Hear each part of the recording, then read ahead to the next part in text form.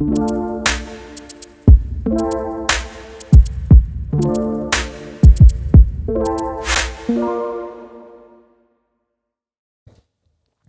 welcome back, everybody, to another episode of BCS Community Connections. And today on the podcast, I'm blessed to have Mr. Erik Perez. Erik with a K. Yeah, Erik with a K. So Mr. Perez owns Perez Jewelers here in Bryan College Station area.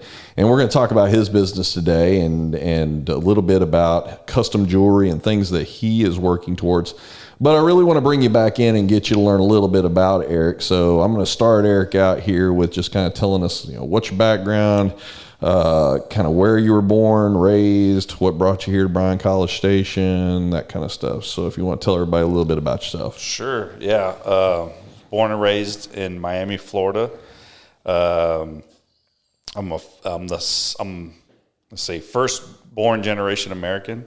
My grandfather, him and my uncle and my father left Cuba in the 60s. Wow. And they had a jewelry store there, and so they fled Cuba when Castro took over and Batista and all that kind of stuff. And communist Cuba. Yeah, communist Cuba. They sold everything because they had my grandfather he was a watchmaker by trade, but had a jewelry store and did that kind of stuff. And so he sold everything that he could, get as much money as he could, and they contracted a boat to get them.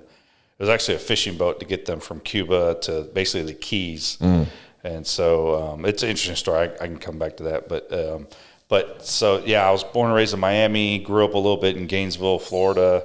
And then after 9/11, at the same time I graduated high school, about a year after that, I joined the Marine Corps. Okay. I was in the Marines for 8 years, stationed out in Camp Pendleton, California. Did 3 deployments, one to Iraq in 2004. Then I did a MU in 2006, which stands for Marine Expeditionary Unit. Okay. And we just call it a Westpac. And so I went to like Hawaii, Australia, Singapore, Kuwait. The cool places. Yeah, Dubai. I went to Dubai. That was super cool. Like I got the snowboard in the mall.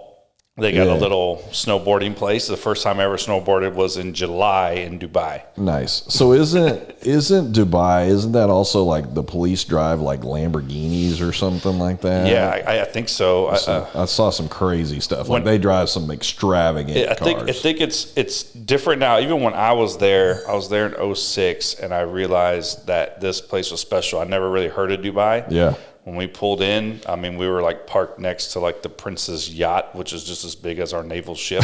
It was huge. Yeah.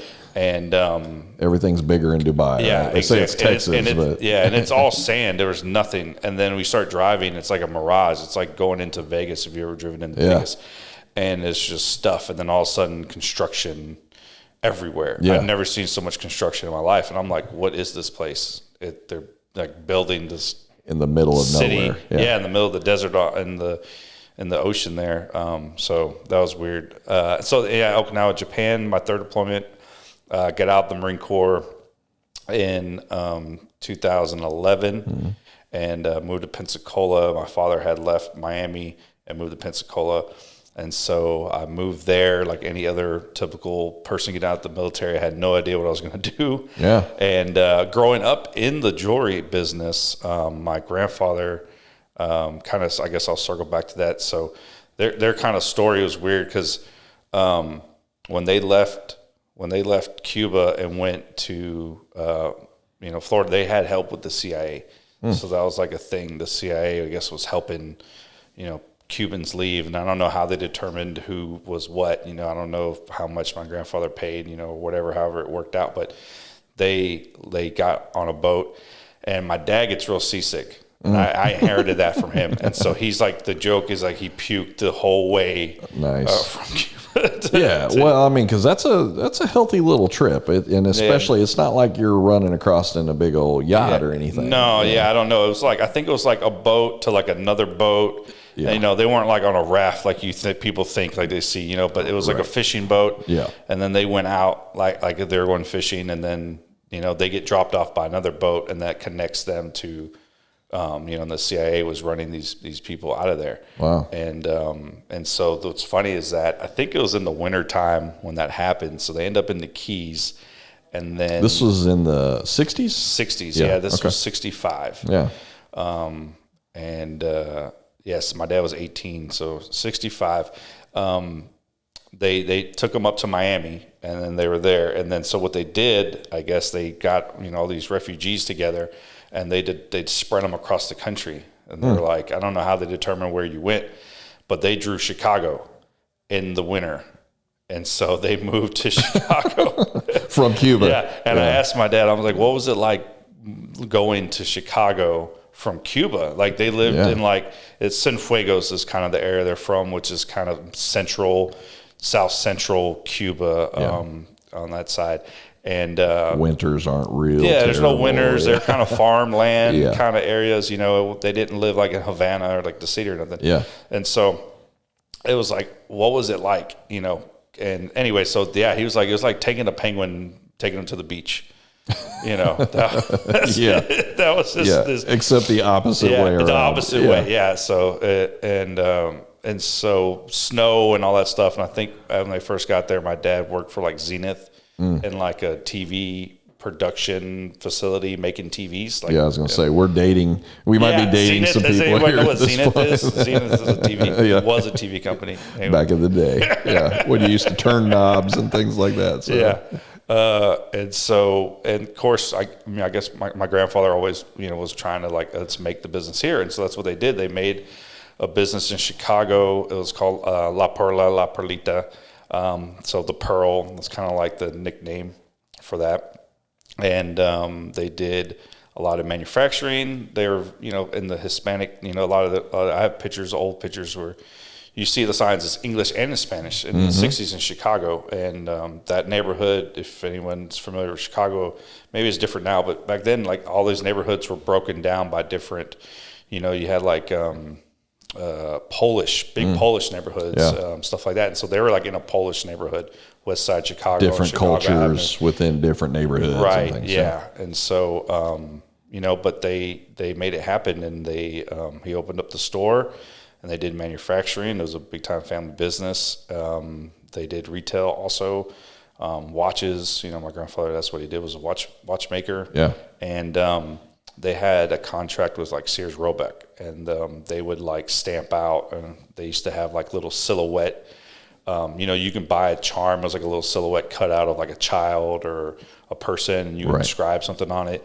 And we still have this equipment. It's in Pensacola, where it's like this huge machine that just stamps, boom, boom, boom, stamps out pieces of jewelry back then. And so that's what they did. And over time, my father left, decided that he wanted to try his hand at, open up his own deal, and moved to Miami. Wise choice. Get out he of the didn't want snow. to turn into a penguin. He needed to go back to the beaches and stuff. So. Yeah, he hated the snow. I would ask him, I was like, how's this? Because I never, it just snowed here, which I loved. It was the first time I ever experienced snow falling down in my face. I was like, wow. Looking up, I was like, wow, this is beautiful. Yeah. I never experienced that before. So I remember talking to my dad about snow. He's like, snow sucks. It's like, when it's nice when it first hits, and it's mushy, and it's this, and it's cold, and da-da-da. And so moving to Miami, and he had Dos Pelas. So, that was kind of like, again, retail space, but mainly my family's background was trade work. So we were like the jewelers for the jewelry stores. Yeah.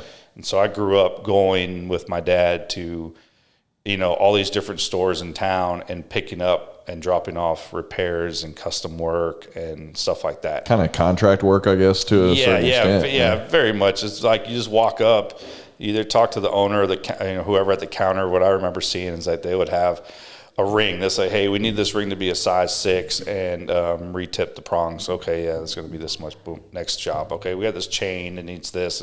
And a lady bought a diamond. She wants to put in a 4-prong mounting, da-da-da. And so that was it. You pick up 4 or 5 jobs. They'll talk about it real quick. Mm-hmm. Okay, yeah, I think it's going to be this much. Boom. Hey, nice to meet you. They would give me like a lollipop. I'm like a little kid. It's good to see you, kid. Yeah, here, go stand over there and eat your lollipop, kid. Get out of here. Don't touch anything. Don't touch anything. Don't say anything. That's right. Just stand there. Yeah. And so that was kind of it. And then my older brothers, I have 2 older brothers that are in the industry. They are in the industry, And so they're older, so they're able to do the work with my father. And, as a kid, I hated it. I hated being in the store. And my dad, it's a funny thing. So, my dad being Cuban, like English is not his first language. And so as a kid on the weekends, I wanted to be like any other kid and like either get up and watch cartoons or like sleep in and go play. My dad would come in and like kick the bed and tell me to instead of brush my teeth, to wash my teeth. Nice.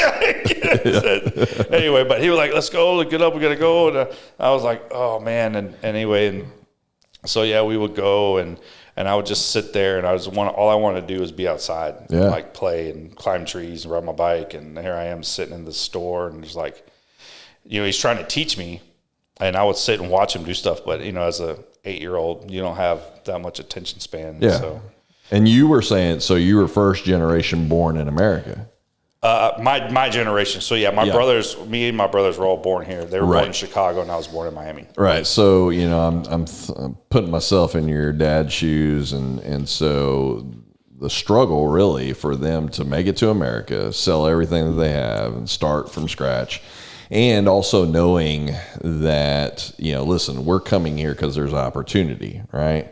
And then I can see, especially in the older generation, there's this gap that starts developing between for your firstborn American over here, and he's still got Cuban in his background as his deal of going, look, the struggle's real for me. You don't understand kind of what brought through there.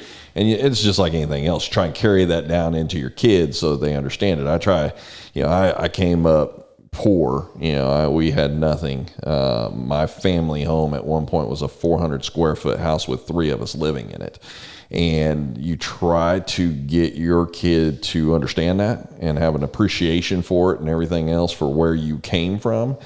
And, I took my daughter to the house to show her, and I thought, oh, this would be the best thing. Like, she'll see this thing and, oh my gosh, Daddy, that's terrible, And we go over there, she looks at the outside of it, and it's been painted since I lived in it. It's still 400 square feet. It's been painted. She goes, man, it looks so bad.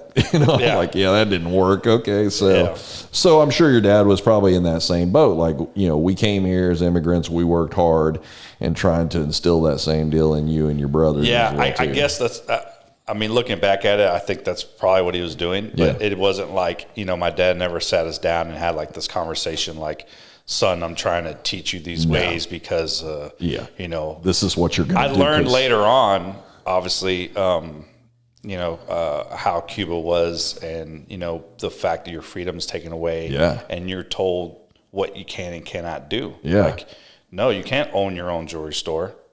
No. Yeah. Like, you can if you pay us this. Not even that. They just take it and they're saying, no, you're not going to do, and, we're going to, this particular area of the country, we deemed it this. So let's say they deem it agricultural. And they're like, all right, and you're now a pig farmer, and you're going to raise our pigs.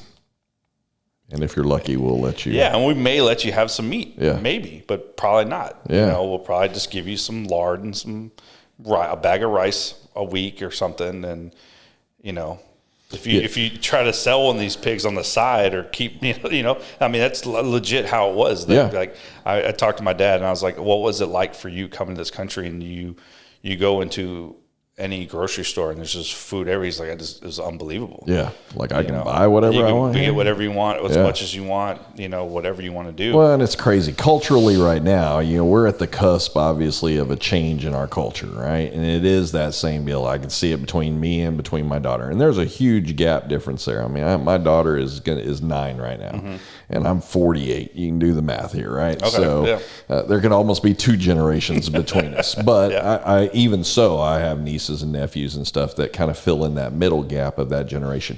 And I can see that transition through there and the transition of more, expected as to what you came from, where you were built from, how this got from here to here. And the same deal for you. I'm sure if that story was told to you when you were 19 or in your teens, it probably doesn't mean squat to you other than just like, yeah, that's cool, man. But, hey, the real world's getting ready to come on here shortly, and I need to find out what's going to happen with Pedro, the real world. That kind of stuff. So, but as you get older, plus you're you're being brought up in the jewelry industry Yeah. to an extent, right? Yeah. Not something that is a passion of yours at that point. No, my dad, God bless him, he really tried to like, have me do things like I would shoot waxes. So for those that aren't familiar, like, now we have CAD and 3D printers and stuff, but what you would do is you would build something out of silver or brass or whatever, like, and then you would take this vulcanized rubber and then you would basically press it, and then you would cut it out and it would relieve an image. And then you had a air pressured wax pot essentially that you would inject wax into this mold, and then you could then cast it. You can do a lot of what they call lost wax casting, which you make an investment. It's like a powder mix with water and stuff like that, and you pull it in a cylinder, and then you heat it up overnight in the oven, and it burns out. That wax melts out, and it leaves a void. And then from there, that's how you get the gold through casting, either vacuum casting or centrifugal casting, force, into a piece. And so I don't know how many hundreds of molds we had. And so part of our custom business was making stuff for other jewelry stores, and we had all these molds. And so, we would get requests to make things, and you could show the molds. Right. You can shoot the waxes and show that. So my job was to always keep like enough waxes around to have that. And so it's just, you're sandwiching 2 clamps of metal, holding it by hand, and then pouring, and then this wax is hot. I mean, if it gets on you, it's probably not gonna blister. Yeah. But it's for a not kid, gonna feel good. Yeah, exactly. You're getting hot wax, and then you start playing with the wax, right? That's what happens next. Now you're just playing with it. So as a kid, I would do that kind of stuff, and that would be one of my jobs. That and polish things. Then go get lunch. There was a cafe down the street. I was good at going and getting lunch. Yeah. But your free time that you wanted to do other things with was really spent there at the family. Really spent there in the business. Yeah. I would draw. I did a lot of drawings. There was no iPads or iPhone. There was no TV. We had a radio.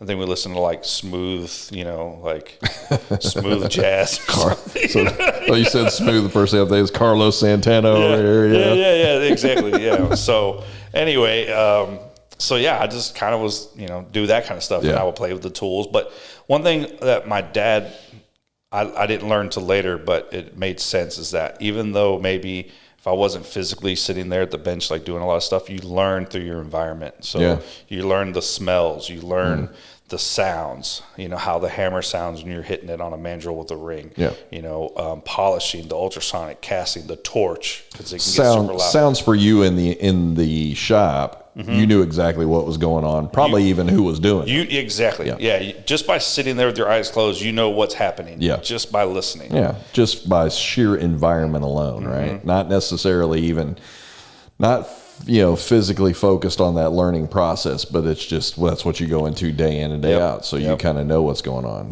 We've got a few of those sounds around here too. Some of them we know when they're going on, we're losing money. Yeah. You're like or you hear something, you're like, that didn't sound right. Yeah. Like, uh-oh. Yeah. For us in the embroidery department, it's an electric razor sound, and we're shaving things out and starting over again. You're like, there's some money going down the tube right there. So I get it. I totally understand what you mean by it.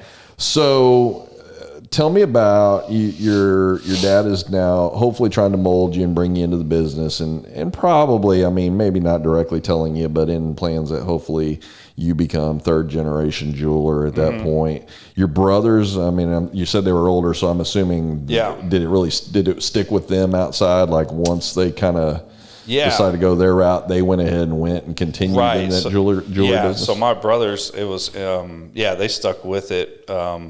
What ended up happening with them, instead of staying down south, so when I was a kid growing up in South Florida, we had a hurricane come through called Andrew, and it was a huge, devastating hurricane. It really destroyed everything in the city. It looked like a bomb went off. Yeah.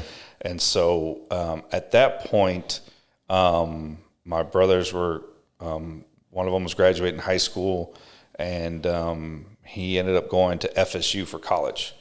And so they both left.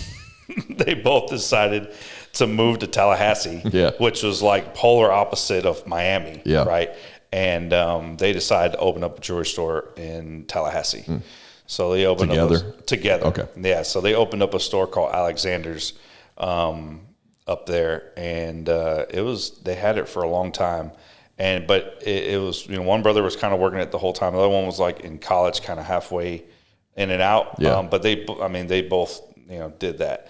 And I remember us moving equipment up there, safes and benches. And I even had a bench up there, and I'm a kid. I'm drawing on it, like putting in my name and like doing all this aggravating stuff. Yeah. I was the aggravating kid. You're the one everybody had to keep busy with something. Right? Yeah, like, Eric, go do this, go do that. And then it was kind of more of a retail space. We had showcases up front. Mm. And the good thing about us is because we were a jewelry store with jewelers in it. A lot of jewelry stores don't have jewelers. Right. They're just a retail space. Yeah. And their salespeople. It's done somewhere else or brought in from somewhere else or whatever. Exactly. Like what my family did. We made the stuff for the jewelry stores. Right. We sold to them our stuff. Yep. So this was a place that you can come. We had stuff in the case for you to buy. But then also, we did your repairs. We, did all that. We did, custom work for you. And the benches and the jewelers right there. So it wasn't as like my brother would come from behind. It was like a half wall, so you can see into the workspace. Yeah. And then he would come out and greet the people and talk to them. And there's something to be said about that. As you're talking about that and I'm listening to it, the assumption is, like, I go to this jewelry store, that jewelry store is attached to the whole process. But the reality is that may just be the final resting location for something that was created by somebody else, being sold underneath the umbrella of that jewelry store's name. Even some of the bigger jewelry stores as well, too, that may be contracting out to get things made. For sure. And then all inclusive really is kind of where you guys kind of fit in at, where you're selling stuff, but you can see the process, the manufacturing, you can see the repairs, you can see everything going on, all within this one space that you can see everything happening. And what was cool about what we had going on is that you can see into the workspace. It was kind of half blocked off. There was like a window, like I said, a half wall. It was like wood with a big window and like a doorway, but you can see in. Yeah. You know what I mean? There's just a little bit of separation just to kind of have a place for really storage to kind of, because a lot of jewelry, it's messy. It's a dirty job. You know what I mean? I've watched you in some of those videos. Your hands are you look like a mechanic. Like if I showed you my hands I have like baby hands compared to my father, but his hands are cracked and black, from polish and stuff all in it. And so I think maybe the idea, and that's how it was in Chicago, it was totally separate. You had the workshop in the back, completely separate from everything else. Right. And so I think, because it's a luxury good item, they want to create what's a better environment, a nicer environment for people. So the experience. How do you combine the two? And that's what I thought was cool. I really liked that aspect of it. Yeah. And you kind of show people what you're doing.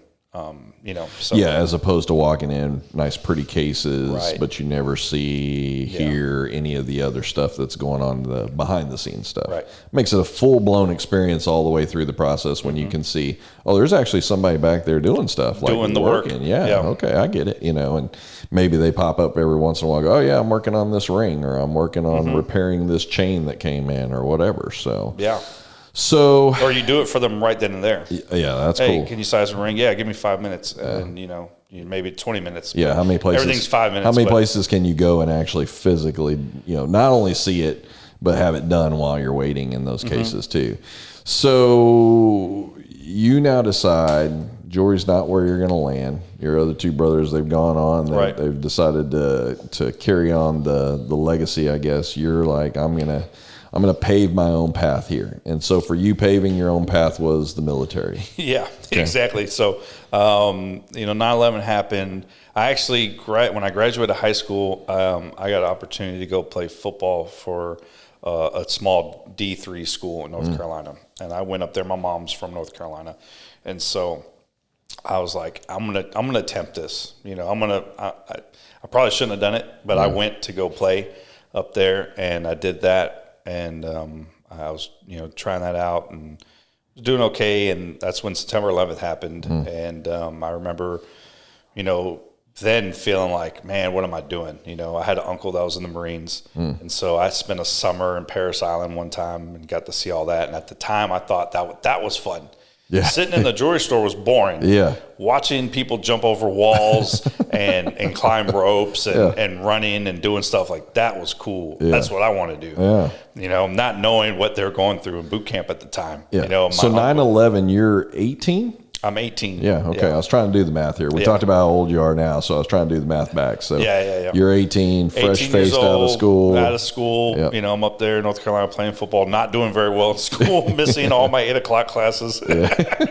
Priorities are a little different. It's like it was a bad cycle. I would miss class, right? And then I would have to run laps in the morning with the football coach at 5 a.m. So then I would get up and run, then go back, go to sleep, and then miss class again. And then I would go. It was all the football coach's fault. So I wasn't the best student, especially my first semester. I did a lot better my second semester, but I realized, you know, after that I was like, okay, I think I'm kind of done with this. And I thought about joining then, but I was in college in the middle of playing football, and you know, if you're playing team sports, you never want to leave your guys. You don't want to, I'm not going to quit. And say I'm done. You know. So I kind of was like, all right, I'm going to stick through this season and kind of see where things go. And then I was like, I really still want to join. So this is your sophomore season? So I didn't go back. I ended up not going back, and then I started the process. But at that time, if you remember, things were starting to ramp up. Like the rhetoric of war was starting, and so it wasn't like, okay, 9/11 happened. Now it's revenge. Now it's where it's payback time for what you did. To us. So I'm like, okay, I want to serve my country. I want to do something, you know. And so, again, like I remembered having that image in my head of, you know, growing up seeing my uncle was a drill instructor and all that stuff. And so I was like, I'm gonna join the Marine Corps. Your uncle was a Marine, right? Yeah. So my uncle. Yep. It was inevitable. It was kind of where we were going. So it happened. And, you know, naturally no one wanted me to join, especially because we were like on the verge of going to war with Iraq. Yeah. And I didn't know how joining the military really worked. Was your uncle still alive around this time frame when you joined? Oh, yeah. My uncle was in the Marines. What was his input? I'm just curious. I mean, it's always interesting. You know you're going to get the civilian input to that. Like most things I've done in my life, good or bad, I didn't really get much input. I didn't ask anybody. I just kind of did it. What do you want me to do? I'll do the opposite. That's how I was. And I think my wife's kind of beating that out of me. But, I didn't ask anybody's opinion. Okay.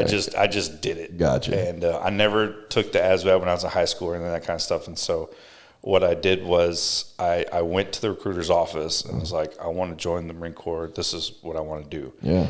And so once my recruiter was slick. This I didn't realize was happening.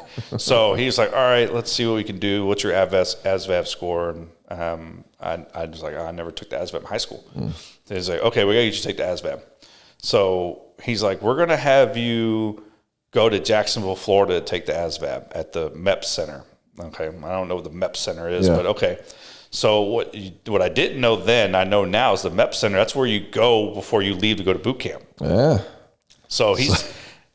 I could have left how that can I day. Speed this probably, across right? Here? Yeah. So he takes me there, and he's like, this is what we're going to do. I'm going to drive you over there. You're going to go in. You're going to take a test. No big deal. We got a hotel for you. We're going to have food for you. Like, he makes it sound like it's this nice, like, five-star deal, like business deal or whatever, right? So I go there, and I take the test during the day. He leaves me in the afternoon, right? Yeah. I take the test. Now I'm in this like area, and there's people in uniforms, like all services are there walking around. There's just a bunch, and there's a couple civilians like me just sitting like in these chairs. And again, here I am sitting in a chair just waiting. And so we're waiting for them to close, I guess, and they're going to take us to our hotel. And I didn't know what to expect. So they're not like they're asking, these people aren't talking to you, you know? And there's like, I think Tears of a Son was on or something, like Bruce Willis going through the jungle. And so you're just sitting there watching that, right? And I remember thinking that this is kind of weird. And so they take me to the hotel. The voucher, I think, is like for like the Golden Corral across the street or something. And I go to that. Well, I didn't realize the next morning they wake you up at 5 a.m. and they put you on a van and get you back in the MEP station. And then you go through all your physical stuff. That was not told to me. I didn't know that. And so here I am. I have people yelling at me at 5 a.m. I'm like, get out of my face. We've already established that you've missed class and all that other stuff. So I'm like, what the heck is going on? I didn't realize all this, and did the physical. And then at that point, it was kind of a come to Jesus moment, because then you could, what they call dep in. And mind you, the Marine Corps office was a closet that had been like converted into an office. Everybody else had these big, nice offices. The Marine Corps only had like one. So they're like, so you want to join the Marine Corps? And I was like, I think so. Now I'm kind of backing out a little bit. They're like, all right, we got to do a pull-up test on you. And then, if you pass the physical, we'll dep you in. We can get, So yeah, I did all that, passed the pull-up test, passed all this other stuff. And then they're like, all right, now the thing is to swear you in. And that's where you stand and you put up your right hand and you swear to defend the Constitution, and you sign the paperwork and you're in. Boom. Just like that. And I'm like, so yeah, I like I said, had to come to Jesus. It's like, all right, if I'm going to do this, all right, I'm here. Let's do it. And I signed the thing. The guy came and picked me up. And then I was in delayed entry program. I think I was supposed to be there for like 60 days. So all that means is you go back home, you check on the recruiter once a week, and then when they have a ship date for you, you go back. Yeah. And so. And I'd imagine during that time, that ship date probably wasn't real far down the road. No, I think I ended up leaving like maybe a month later. Yeah. And that's when I told everyone I joined the Marine Corps. Well, and during that time frame, I mean, again, I'm a little bit older, but during that time frame, I can remember it was like one of the times, and typically the other times have always been geared around wartime.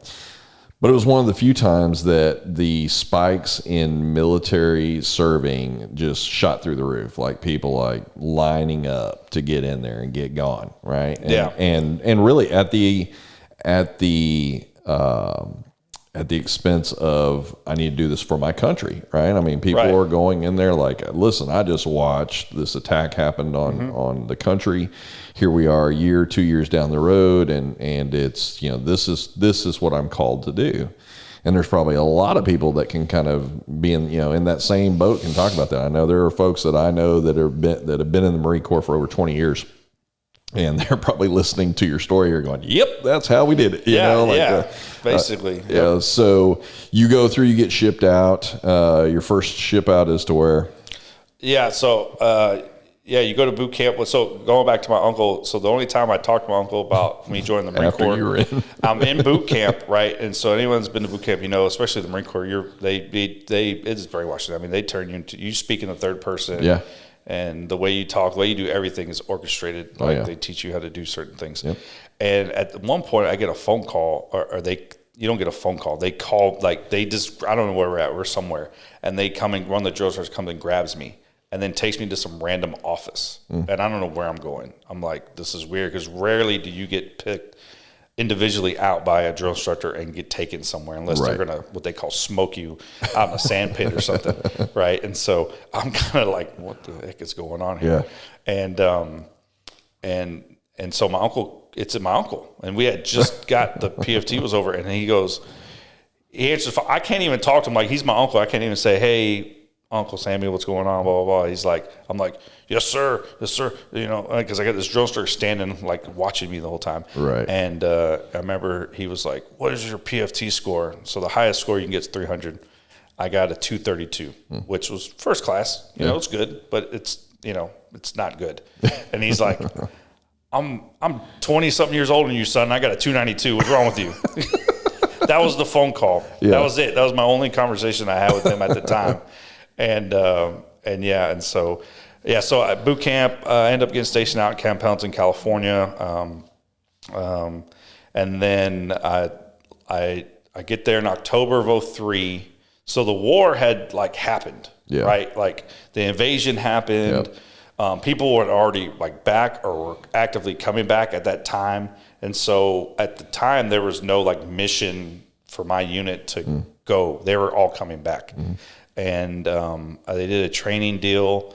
And then in November, I remember they're like, hey, Alpha Company just got activated to go back to Iraq. And we're like, what? It's kind of like this weird we just thing. Got back. They just, and some of the guys had just got back. Me, I'm there. I'm new. And we're getting all my NCOs, all the people that are training me that I'm in this unit with, all just got back from war, from the invasion in Iraq. Yeah. And they were like the tip of the spear going from Kuwait all the way up to Baghdad, you know, and back. And so there were some, you know, pretty intense dudes and all that kind of stuff. And so, yeah, we ended up leaving because I don't know if you remember in Fallujah, it was Fallujah in February of 2004. Things were happening there. So we went and relieved the Army. So I was there from February to October of 2004 in Fallujah. And that was the only place we were at. So like, you know, like Abu Ghraib and all that, it's all in that same area. Yeah. So familiar with that space. And so we were there first initial push and battle into Iraq, or into Fallujah, I mean. That was in April of 2004. And then from there, we kind of just patrolled and had little things happen here and there. And then, you know, we had another big incident happen in September in what they call the Al Anbar province. People are probably familiar with that name. They hear it on the news a lot. And then we left in October, and then they had the round 2 of Fallujah happen in November. I think people were more familiar with that. It was a bigger presence attack. Yeah. They finally, but that was like an election. Yeah, that was an election time. So it was weird. I guess Bush, I didn't realize this thing, like people sort of remember, I didn't know Bush was up for election or any of that kind of stuff was happening at that time. We were told that we're going in, we're kicking down the door, we're taking care of business, and we're out. Well, and you're focused on, this is what's in front of me. Yeah. Like, you know, what's happening back home or whatever like that. What's happening back home is great, but I got to stay alive over here. Right, exactly. That's what you're focused on. And so, yeah, I did that, came back from that, and then I went on Marine Expeditionary Unit, the 11th MU out of California. And basically there's 3 MUs that are out at all times. They're like the 911 force for the country. Right. If anything needs to be happened. So you're trained up on, you know, evacuating American citizens from a country, direct combat, humanitarian aid, you know, pirate stuff. You know, they're out there fighting pirates, like Somali pirates and people that are taking over oil tankers and kind of like Captain Phillips type stuff, you know. So all those things. And you're kind of like an ambassador for the country too. You go to different countries and, you know, like I said, I went to Dubai and I went snowboarding. I wasn't a good ambassador because I lied. They go, have you snowboarded before? You have to fill out this like waiver. And I'm like, yeah, of course. I'm from Florida. I've snowboarded all the time. You know, I'm just like blatantly lying to these people. And so we put on the thing, and they have like, it's a lift. You get on the lift, and they take you up, and it's a hill. I'm falling the whole time, just stumbling down. I skied once before, so I figured I could snowboard too. Oh yeah, why not? And stayed at a Holiday Inn Express one time too. exactly, yeah. And they had like these European like ski patrol guys there. They were like from Norway and Finland and all these people, and they pulled up on me. They're like, "Do you need a lesson?" You know, and I'm like, I don't know. They're like, you keep falling down and you're like blocking the way for people. So we're going to just give you a free lesson over here on the side. Nice. Let's show you what to do. And so those guys are nice. They gave me a free lesson. So I learned how to snowboard in Dubai. Yeah. That's pretty cool. Yeah. Who can say that? Yeah. Right? So, and then after that, I went to Okinawa, Japan. That's kind of a typical deployment. You know, it's hard to even call it a deployment because there's people that are stationed there. Yeah. You know, and so we did that. I did that for 6 months and did some jungle warfare training and stuff like that. And got a lot of snorkeling in. So it's a great place to do that.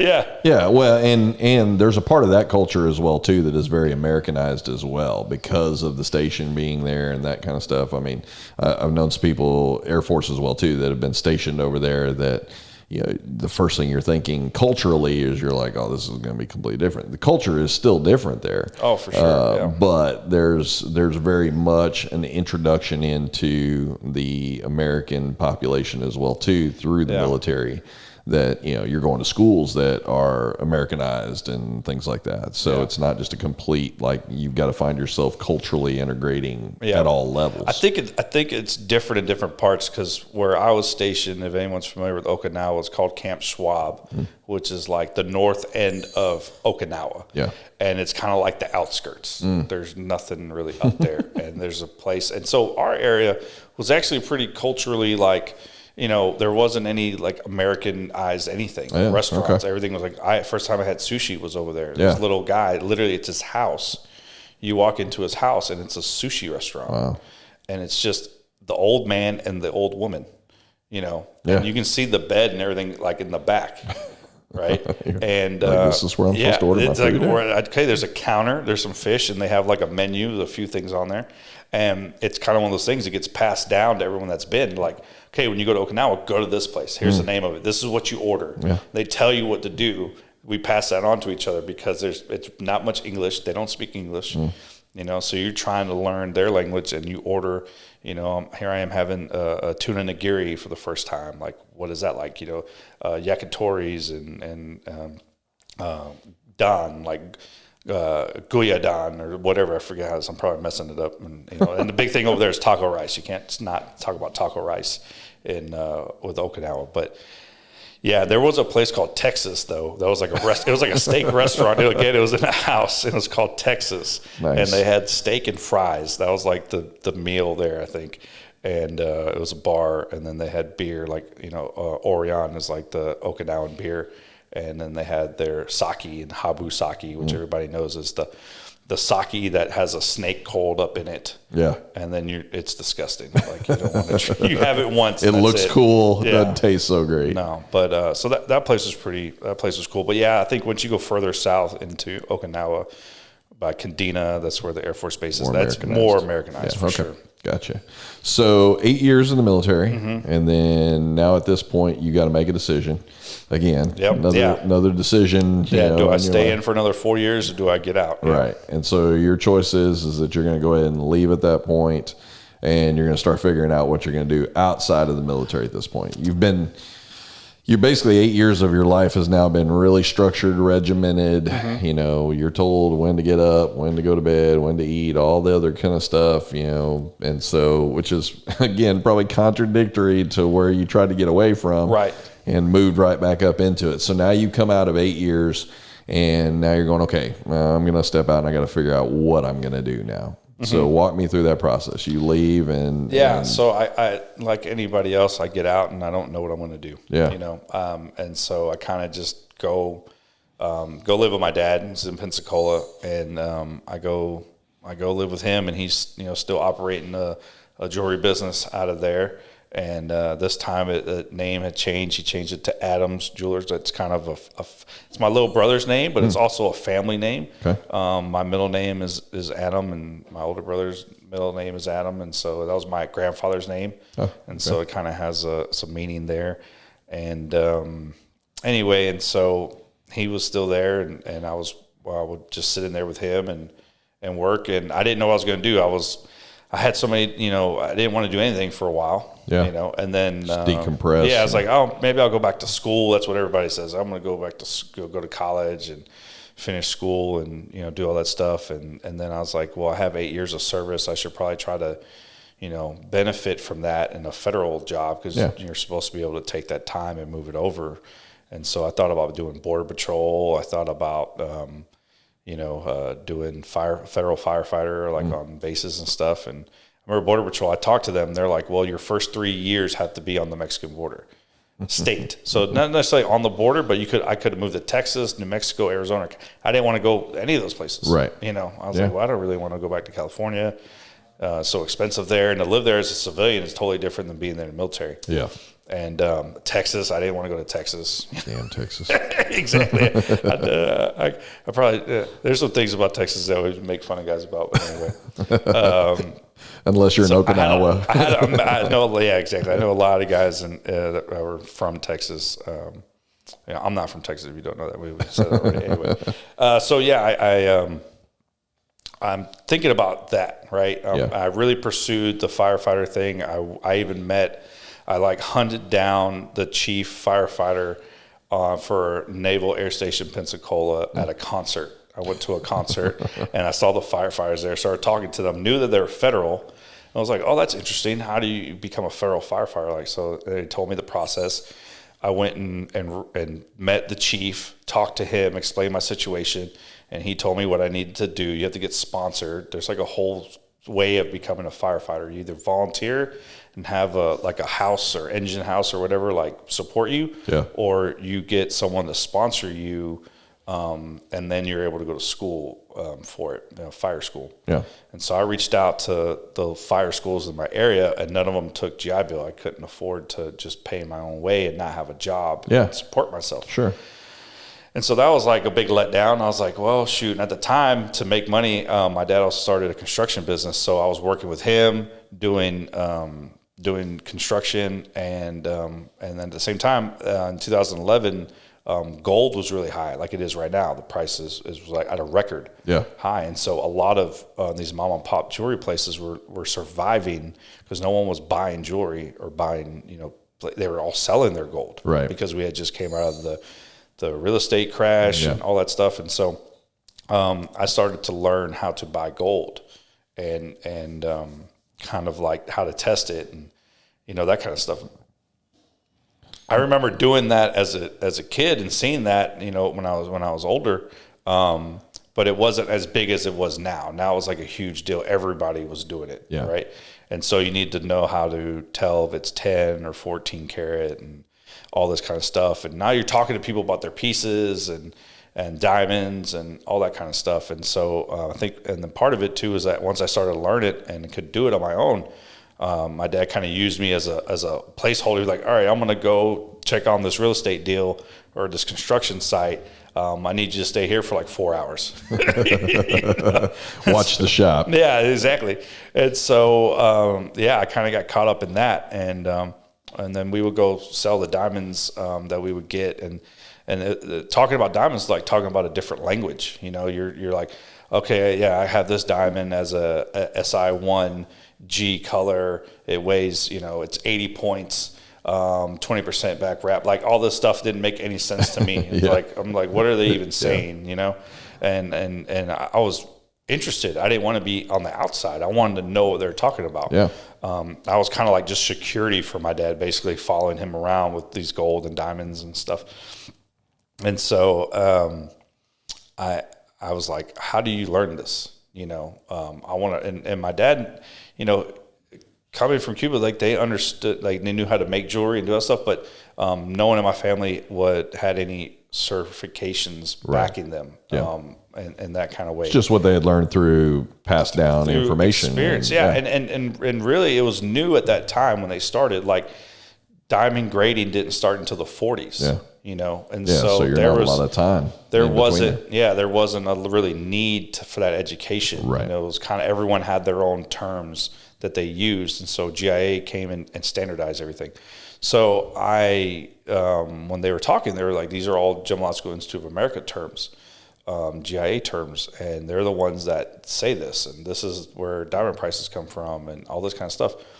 And I was like, wow, okay, I'm going to research them. So I Google GIA, and I see that it's a school and a lab. That's where a lot of diamonds go to get graded, and you get certs or report. It's really reports, but and so I call them up and I tell them my situation, and they're like, and I ask them, do they accept GI Bill? And I thought they were going to say no. And they're like, oh, no, we do. We just got it. They just did something where it changed over where they're considered like a vocational, or like a, not like a, I don't know, like a doctorate or anything, but, like a additional education kind of program. Yeah. And so, so I was like, sweet, sign me up. And their world headquarters is in Carlsbad, California, which is right in my backyard of Camp Pendleton. So I still have a lot of friends there. I'm familiar with the area. I get to move back there. I'm like, let's go. Let's do this. Sign me up. And so I signed up. And it took about a year for me to go because the way they do their courses is a 6-month course. And first half of it is diamond grading. So you learn how to grade a diamond. You look at it under a microscope and you understand the inclusions, you understand the cut. You have to do it all by hand. Or a lot of stuff in the lab, they do it. It's a computer actually that scans the weight and it kind of comes up with all the measurements. It's very accurate. Where you're doing this, you're learning the old way of doing it by hand. Right. And they're testing you off of stones that are already graded.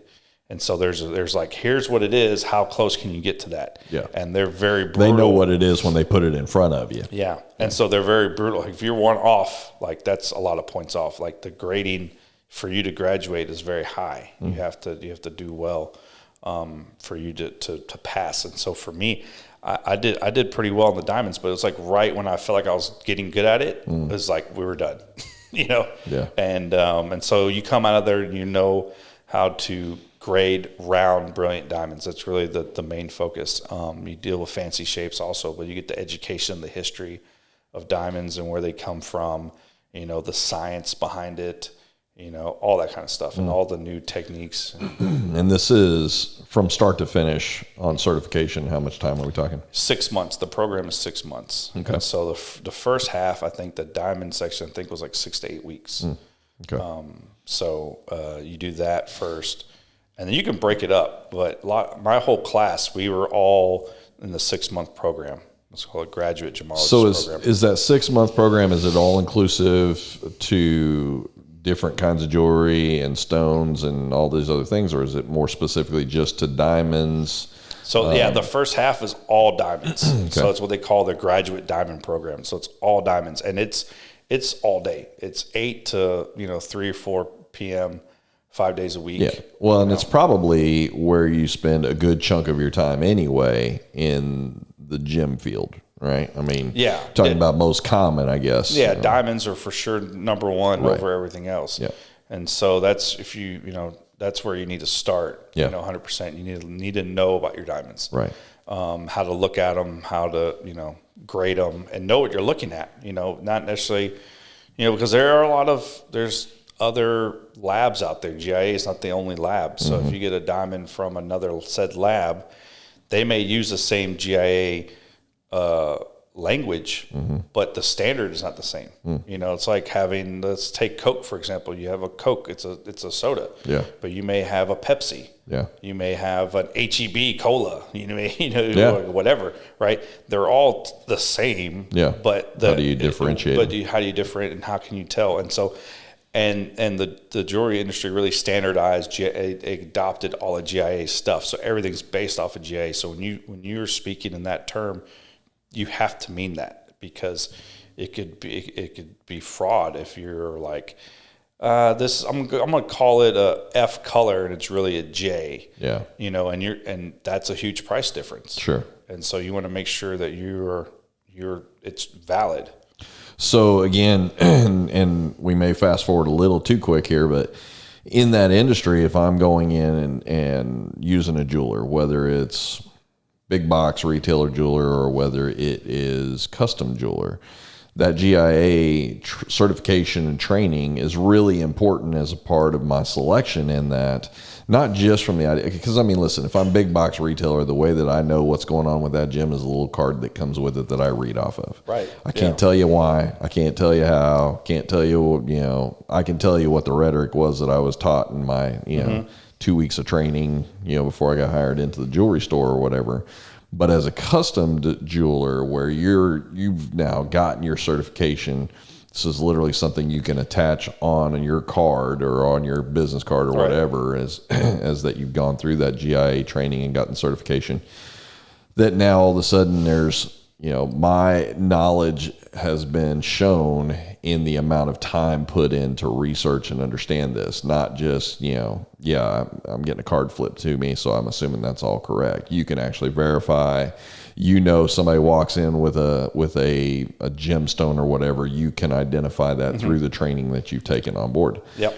So you finish your training, and then tell me where you go from there. Yeah, so I finished the training. So I did the GG program, and then once I was there, I realized how much more they do. So I had a jeweler program also. And at the time, now that I'm back in it, I started actually working at the bench with my dad. So I had already worked like a full year and a half doing bench work, sizing rings, soldering chains, doing kind of basic repairs. Right. With him. And so I saw this jeweler program there, and they had new technology and new techniques and stuff like that. So I went ahead and took that course too. While I was there, I met a local jewelry store owner here, David Gardner. He was the president of the American Gem Society at the time which is a sister organization of GIA. And he did a presentation, and it very much reminded me of, in the vein of what my family did, of being out and open, doing the jewelry work, jewelers in the building. And his shop had a studio. It had you could see the jewelers working. Right. And I was like, that's really cool. That's what I love. And it was more of a retail setting, high-end retail setting. So I was like, that's exactly what I love that idea. I would love to, work for this person, or meet him, or, whatever, have that conversation. And so I approached him basically for like an internship. And because at the time I was going to continue to do another course, and then my plan was really just go back to Pensacola, and either, my dad's kind of on his way to like retire, so either I kind of pick up some of his stuff, or I do my own thing there, kind of figure that out. Yeah. And so, I had a conversation with David. He hired me. He was in need of a jeweler at the time. One of the jewelers was in the hospital. And so it just kind of worked out for me. Yeah. And it was like a dream job to come here. He's like, now, I'm in College Station, Texas, right? And you know where that is. And I'm like, I told you, I don't know. I've never been to Texas. I've driven through it once, but I've never been here. And nobody knows where College Station is. You just tell them it's the home of A&M. Yeah, that's okay. Yeah, that's what I said. I'm a college football fan. I love watching college football. So I know the 12th man. I've seen the games in the stadium and all that, and that's all I knew. I had to Google it. I looked it up and Google Map. I'm like, oh, it's right outside of Houston. Yeah. Okay, that'd be cool. Yeah. I really didn't care where it was. You're like, I was like, I got a job. That's what I'm looking exactly. at. I just want to go to this place and see what it's like. Right. And so, that's what brought me here. That was in 2014. So as soon as I graduated from the course, I packed my truck and I drove from California to here. And I worked for David for 6 years. There, loved my whole time there. Met a lot of good people. Got involved in the community from living here. Met a lot of people. Loved the town. Loved the area, especially come from the military, the university, and just kind of the feel of everything here kind of really felt good to me. Yeah. And it being a smaller town, but not too small. It still has everything that you would want. But and I met my wife here. That was kind of the big deal. She's from San Antonio, and so we got married. And fast forward, we found out we were pregnant in 2019, and so it was one of those things. It was like, okay, I want to do something legacy. I've always wanted to kind of have my own business. Right. And so 2019 coming around, found out we were pregnant, and then decided that I want to kind of go out on my own somehow and do something. And so, I made a plan that when my daughter was born, I was going to have my own business, not knowing what 2020 was going to bring, Yeah. And hindsight now, right? And so we have a beautiful daughter, Presley. She's almost a year old. She was born February 28th, 2020, almost 29th, very close, like 15 minutes. So my wife was like, I thought it would be a cool idea. My wife was like, no, she's not having a leap year birthday. Yeah, she's not going to be 20 and be 5 years old, that kind of stuff. So. So I left the store, and I was going to start my own business in 2020. And then we had our daughter, and then we were on like maternity leave, that kind of deal. And then from there, everything happened, right? Everything, COVID happened. Yeah. Everything started shutting down. And so I was kind of thankful that I didn't have anything retail, because I was looking at stuff and kind of had some things going. And you were looking for spaces and things like that, place that you'd be able to open shop at, right? Yeah. And I was kind of trying to see what that was going to look like, because what I didn't want to do, I knew I wasn't going to be a retail business. Like, I'm not going to have jewelry in a case. Right. I don't want to do that. Right. I just want to make jewelry for people. Yeah. And maybe do some wholesale accounts and stuff like that. But my main thing was just trying to, do that. And so what I really love doing with jewelry is storytelling. I want to tell people's story. I want to know why they're getting engaged, what it's for, what the anniversary's for, what are the meanings behind everything. Not just, I want a big shiny ring. And there you go. I want it to be the cheapest. I'm not the cheapest. I'm not trying to be the cheapest. I want to give you really high quality work, but I want to be able to tell your story and all that. And so what I think I learned from with this year that passed was that, I didn't have an online presence or anything. So I kind of was able to kind of insulate, I guess, with our daughter being born and with everybody shut down and time kind of stopped. Yeah. I kind of took that advantage of like, okay, well, I need to get this work done now while everything's kind of stopped moving. Because I had a couple clients that were coming to see me, and that all stopped. Yeah. Everybody pulled out basically for like 2 months. And, and that all that work stopped. So I was really like, did I do the right thing? I don't know, Yeah. I left this. Yeah. Now I'm over here. Yeah. And I'm like, and then everything else was shut down. So it was kind of like, is what's going to happen? Yeah. And then, so we were talking about before we went on air, you picked probably the worst year ever to open a business, right? Not necessarily, the type of business that it is just in general, 2020 wasn't a very favorable year for a lot of businesses. You knew, I guess, from working at David's, you knew that it was going to be a situation of, I can only probably go so far, and I could probably only do so much here. And while there was probably a lot learned, environment, things that you were probably also taking into your knowledge base as well too, things that you saw where you're like, this is cool, I like the way this is laid out. But you can't, that entrepreneur spirit kind of is still calling, like, listen, my legacy is not going to be left at David's, work area back here where I'm, building jewelry, custom jewelry for people or whatever. And at this point right now, you've now come full circle back around. You know that you're getting back into that industry where you kind of bucked that initially in the beginning, went and did your own thing, and then just the draw kind of came back. So that you could continue third generation as well too, along with what your brothers are doing. You now are in the market to figure out, what am I going to do? This looks like a good time, especially got a kid on the way. So now would be the time for me to kind of pave my way so that I have something for the future as well too, for my daughter, for my family, and everything else. Yeah. You guys are basically, you go to complete shutdown, which probably in the long run for you is probably blessing in disguise. Mm-hmm. Your daughter's birth now kind of refocuses you here instead of let me go find a place, which you could have easily signed off on a lease and been in it and then not had a way to support that with everything closing down, because I'm pretty sure jewelry stores weren't classified as essential at that point. Right. And now all of a sudden it's, okay, well, let me refocus here, but you can also do backside work towards when everything does open. Here's what I can be doing towards my business: building a website, building a social media page that, you're now able to put stuff on. You still have, you had the equipment and everything else. Mm-hmm. So it wasn't like you were just, I got to start brand new ground up with nothing. You've got equipment that you could actually start rolling out of the house and start doing designs, whether that's creating design work, consulting. You even said at the point that you're there that wholesale was the thing that kind of came to your door as the rescue, I guess, on that, because you're telling me about how the main hub, I guess, out of Louisiana, I'll let you talk about that a little bit, how that ends up closing down and affecting tons of jewelers everywhere.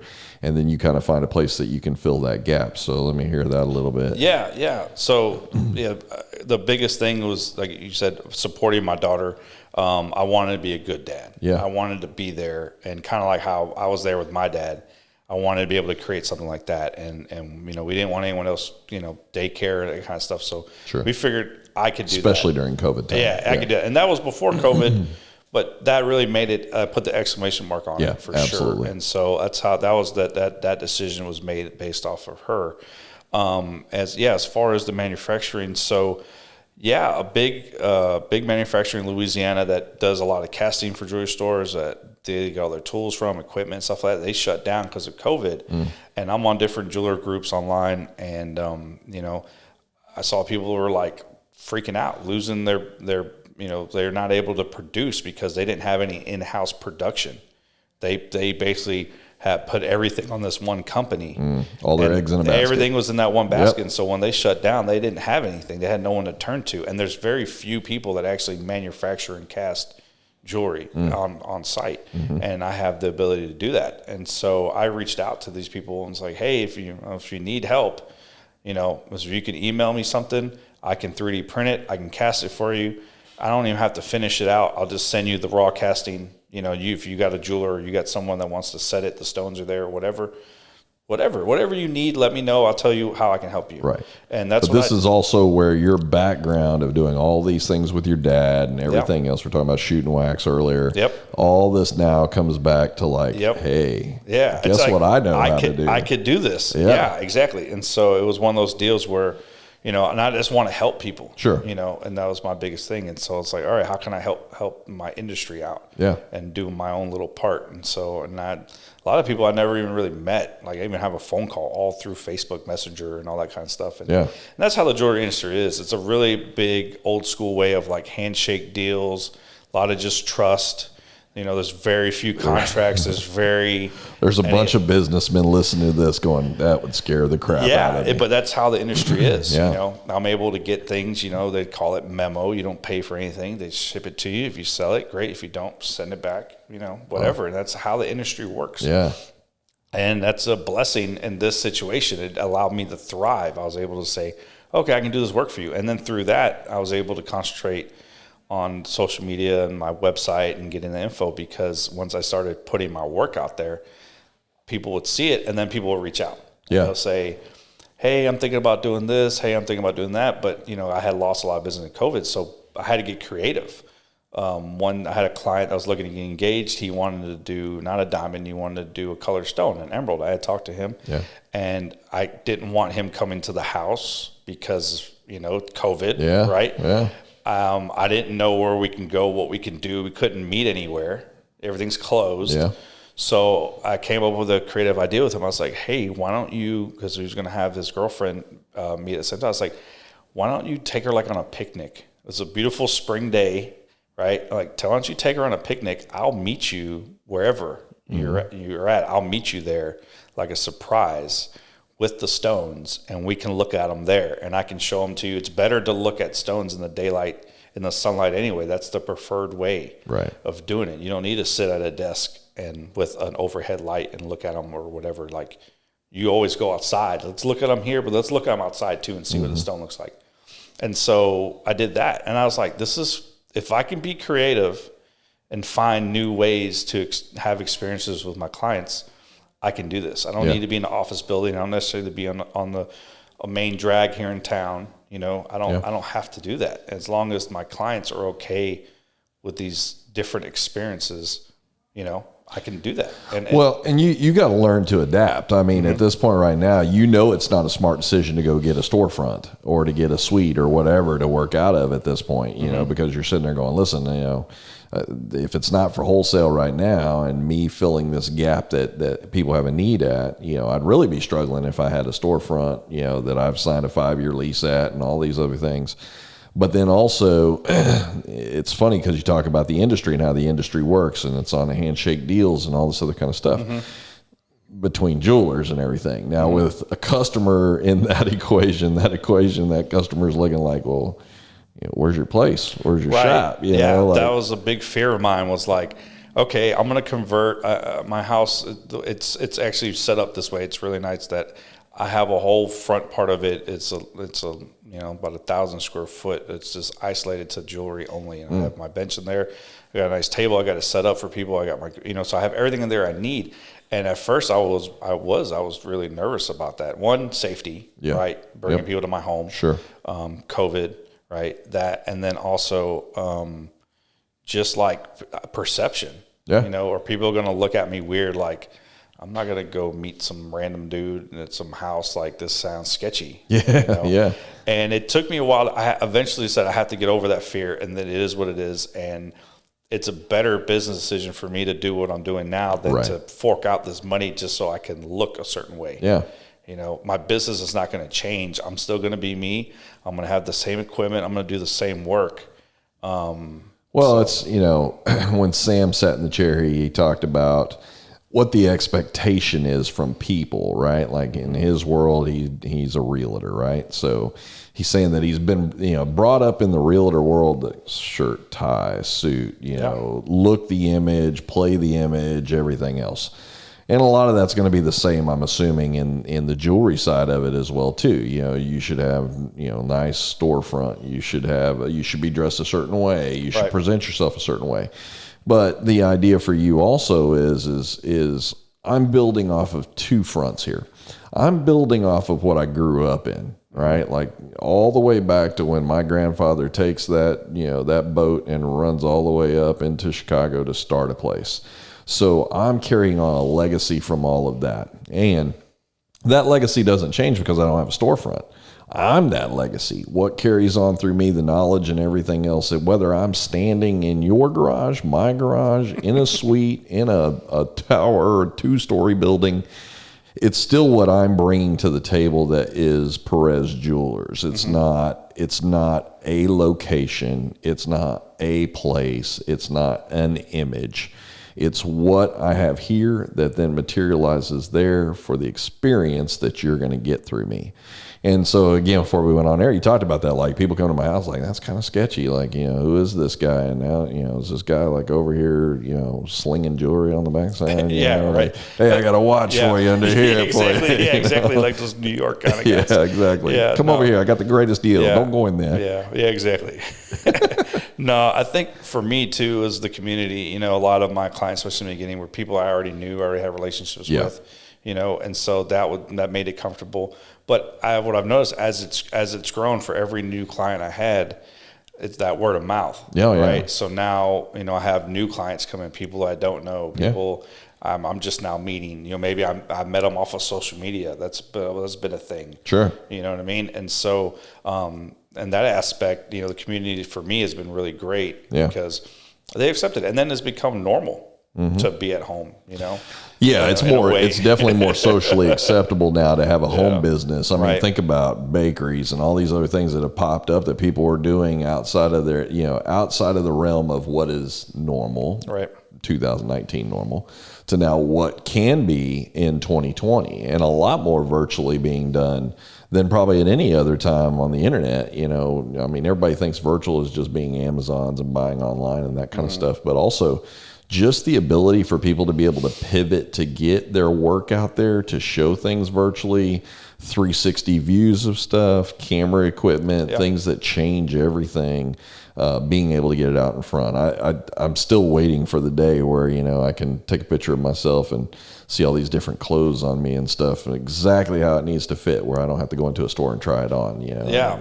Those things they're out there and they're coming. I would, and two, with that, half of my clients aren't local. Right. I have clients in California, and North and Carolina, different places. Yeah, and you're not bound by those city boundaries, any of that kind of stuff, because you can get it from point A to point B wherever you need to get it to. You have the abilities to be able to ship it, to walk them through the process. I'm imagining some of that's probably virtual as well too. Like, hey, let me show you where I'm at with your ring or with your pendant or with your piece that I'm building. Yeah. And you can do all that by whatever, Zoom, Skype, Yeah, with my phone. I love telling stories. That's my thing. I love stories and storytelling and kind of figuring all that stuff out with everybody. And so I naturally take pictures or video of me doing stuff through the process and share that with my client. Right. I don't necessarily like just to, okay, you'll see it when it's done. Yeah. Don't talk to you. Like I like to have communication and like, hey, this is the update. Hey, this is what's going on. This is me sharing this with you.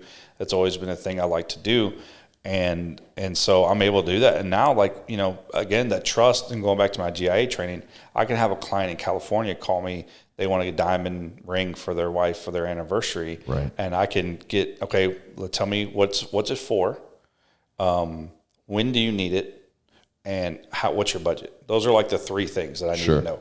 And then from there, I can build off of that. Right. Yeah. And so once we kind of had an idea design wise and all that stuff, because I have the training, I can get these diamonds in, and over the phone through FaceTime and videos and stuff like that, I can send the client information and explain everything to them, and they'll purchase the stone off of that. Right. And if you're local, obviously you can come in and I'll show you in person and all that kind of stuff. I love doing that too, but it just shows that the flexibility of being able to do all those things and not requiring that. It doesn't mean that I don't want a space and that I won't have one in the future. Yeah. It just means trying to make do with what you No, have with at where the time. you're at right now and trying to trying to ensure that your footing stays based on still what's uncertain. I mean, we don't know what's going to happen here in start of 2021 and administration changes and things like that. There's a lot of other stuff that could happen. There could be another lockdown, and again, you're positioning yourself to be able to do this. Hey, you need to shut it back down for 2 months, whatever. I mean, I built my business not on having to have everything open in order to do this. And there's probably a lot of businesses that have done that. I'm sure there's a lot of businesses now that look at things and go, how can I build my model that it'll survive it again if it happens? Because in some cases, it might not be if, it might be when, especially right now and what we've learned, so because a lot of that is up for interpretation as well, too. So the interesting piece about jewelry, and you were talking about telling stories, is, jewelry is one of those things that's probably more personable than probably just about anything else you can think of. It really is the piece that tells the story of a time, an event, or a person, right? Like those kind of three things really get wrapped up in a piece, right? Yeah.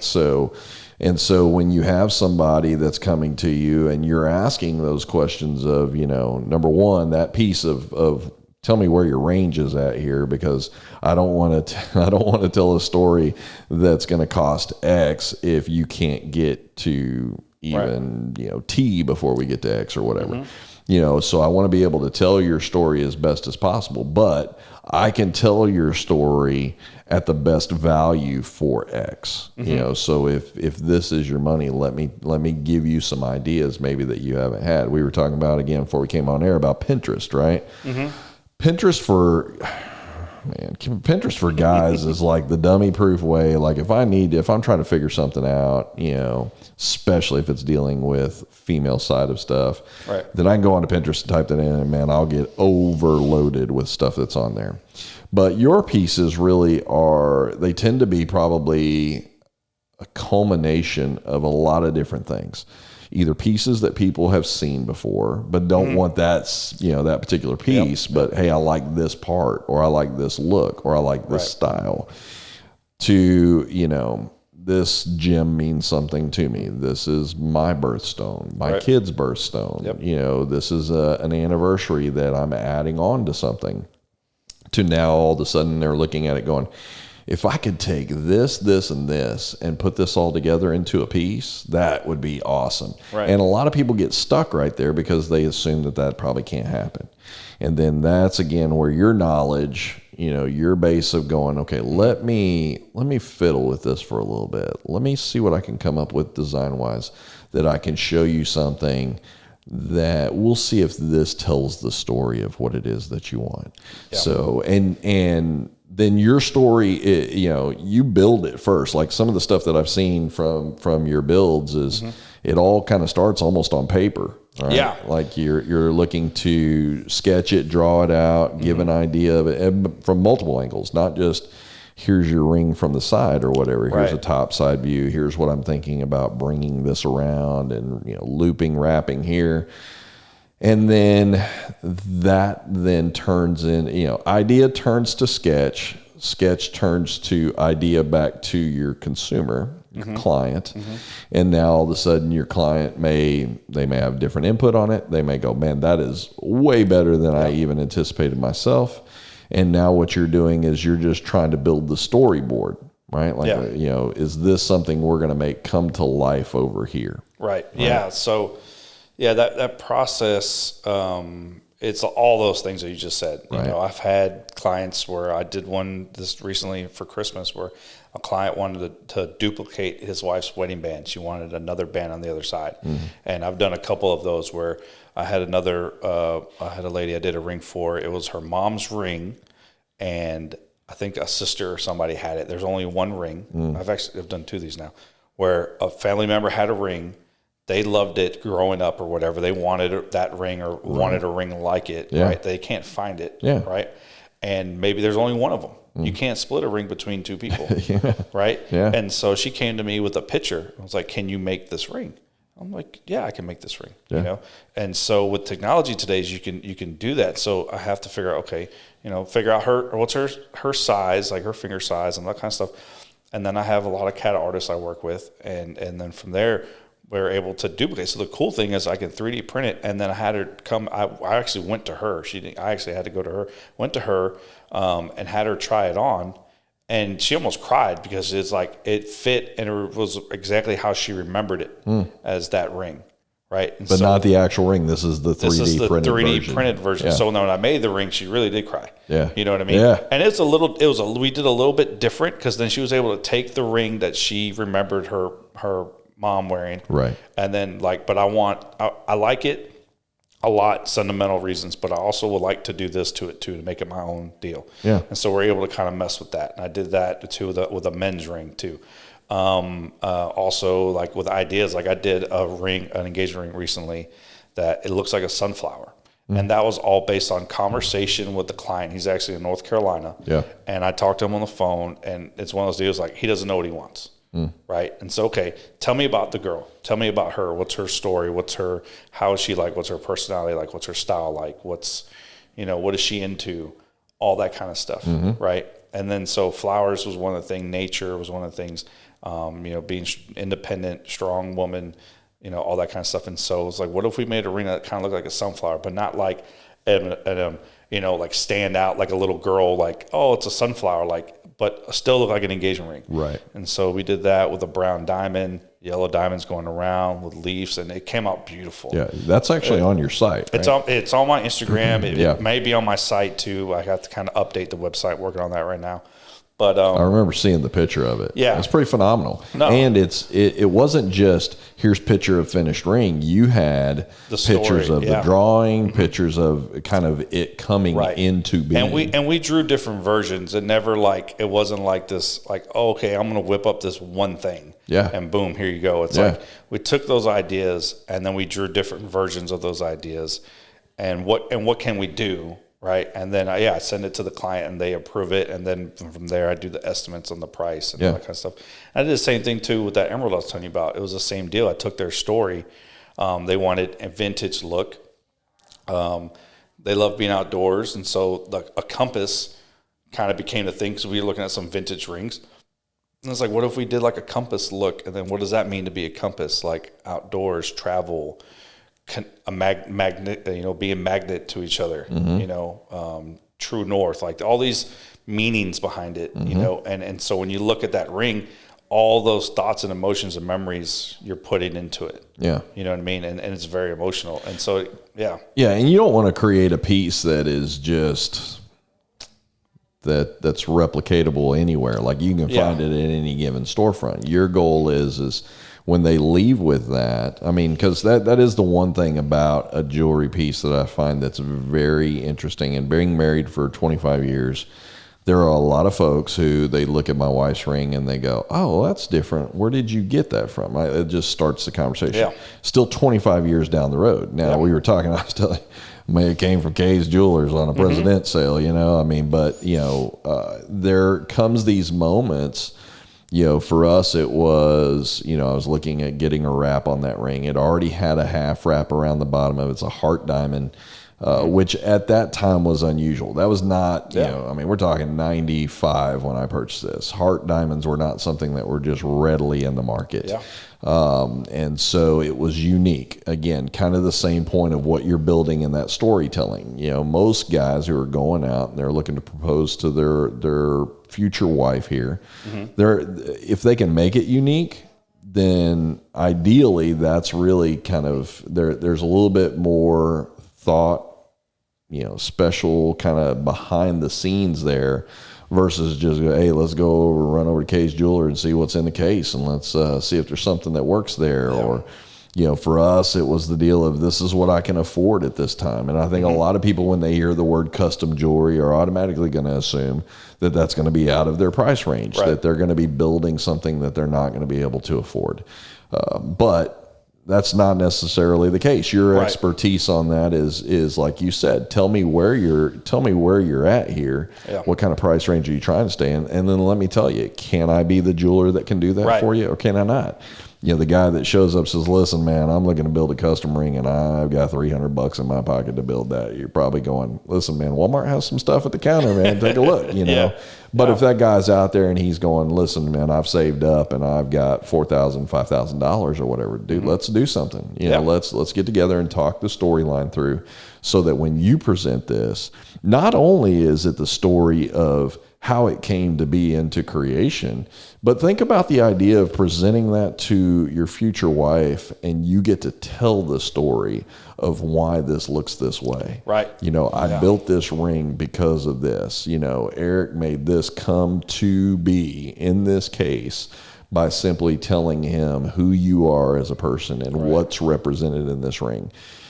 And listen, I mean, it's great if everybody's on the same page and you can bring the girl in as well too and have that conversation. It's nerve-wracking when you can't do that and you're trying to make this all a surprise and everything, and you don't want to screw it up. Therefore, Pinterest and everything else now coming into mind. Yeah, you have all that. Like I said, I've worked with different clients and they've gone off Pinterest, and I found out that a lot of times they're half wrong. Yeah, I think they think they know. Yeah, they think they know, and and I think times are changing. I think the day of I'm gonna go buy something out the case today, and I'm gonna get engaged. Like those days are over. And a lot of that is technology has pushed custom, right? And with anything else, it's moved things. There's other options in the market, like for diamonds, for example, right? You have lab grown diamonds now that have changed the game, you know what I mean? And I'd like them both, whatever helps the client. There's really no in the chemical structure of it, with carbon and everything, like the diamond is the same, right? The lab grown versus a mined, what they're calling it. Right. So they came out and changed all that. And so you can go get say you had a smaller budget, like you could still get a bigger stone for that lab grown version. Yeah. And there's really no, and a lot of people are liking that, and for different reasons, environmental reasons, different social reasons. They don't feel like it got shipped out of a blood diamond. Right. Yeah, exactly. Else. People, they watch the movie Blood Diamond, they think that, this is horrible. Right. Like this is made in the lab, so there's different reasons behind all those stuff. And none of them are wrong. They're all, to me, it's like, hey, whatever you want to do helps you do what you need, right? Because you're not like, you're buying it for a certain reason. Yeah. You know what I mean? Like you're trying to get engaged, you're celebrating an anniversary, you're celebrating a birth. Like I've done some of those recently, like they call them push presents. Yeah. I had a guy, his wife just had a third kid. And so he wanted to get her something. It was kind of weird. It was like anniversary gift also kind of deal rolled into one. But she used to have a heart. She used to have like a heart like pendant or something, right? Yeah. And he wanted to do something, and I was kind of like, well, hearts are cool, but maybe we could do something a little different doesn't scream mom. Yeah. Right. She might not want to wear it, or maybe she will. I don't know. Yeah. But I'm just trying to think outside the box, and it's like we could do a little diamond pendant and then throw like some birthstones in the back of it to where she can see that. Mm-hmm. And that represents your children, and like by that visual, you instantly know what it means. Yeah. And so stuff like that. And it's not necessarily, man, I'm pinning a lot of this off on guys here, but I mean, you get to that point where birth of a child and you're going, man, I want to get something special. And then you start your Google and, okay, what's my kid's stone going to be? And, now it's the first Mother's Day. Oh, first Mother's Day. Yeah. I'm only going to get one crack at this. Oh, look, here's a Facebook feed that tells me that, I can get this deal on Mother's Day. And it's got the child with holding a stone or whatever. In your world, you've done and seen enough on the backside of that to then kind of get around being pigeonholed into what gets pushed to you advertisement wise, to think outside of that box and go, if I really come to you and I go, listen, this is a special Mother's Day. It's my wife's first Mother's Day, and I really want this to be something memorable and an experience that, it's not just me opening the Amazon package that came in the mail and, I spent $99 to create this deal. I want this to be something unique. Now, all of a sudden you can come in and you can really, you personally may be able to spark creative juices in somebody that feels pigeonholed, that there's not any other decisions. You've got a ring on your site that, and again, I don't think I told you I was going to tell you this, but you got a ring on your site that has a cross in it, that at the bottom of the cross. That's a really cool one. Yeah, that at the bottom of the cross has like, almost looks like you created a drape, right, on the bottom of it, but that's not what you created on the bottom. Right. I started reading into it, and you're telling the story behind this ring. Yeah. And I'm going, first off, I don't think I've ever even seen a ring that looks like that. Yeah. And then second off, I'm like, dude, if that was something that got presented to someone, where you're sitting there looking at this and you're, again, we think of rings as they got to be circular, they have to come together, right. and this deal it really kind of defies all the odds to it, right? I mean, it doesn't look anything like what you would expect. Yeah. And that in and of itself, showing up on somebody's finger day in and day out, I will promise you, will be a conversation piece in every social sitting that they ever go to where people don't know who they are. Right. Yeah, and that ring is really cool. So you're talking about the cross and its waves. There's 2 waves. And that wasn't what I saw when I first looked at it. What I saw was, in my faith-based, what I saw is I see the cross and I see what would be the scarf kind of going across there. But then I start reading it and I'm going, oh, that's not what this is. Right. I assumed based on what I visually saw, but then you tell the backstory to it, and I'm going, oh, okay, now I get it. Yeah, that one was really cool. It was a client actually in California. He reached out to me, and he wanted to, again, they're already married, right? Yeah. They wanted to do something different. Their life had changed, and he wanted to do something to kind of represent that, to kind of like show that in something. And a lot of that was kind of he already kind of had a design and idea. And so I was able to work with that and let's do some things to it and come up with an idea.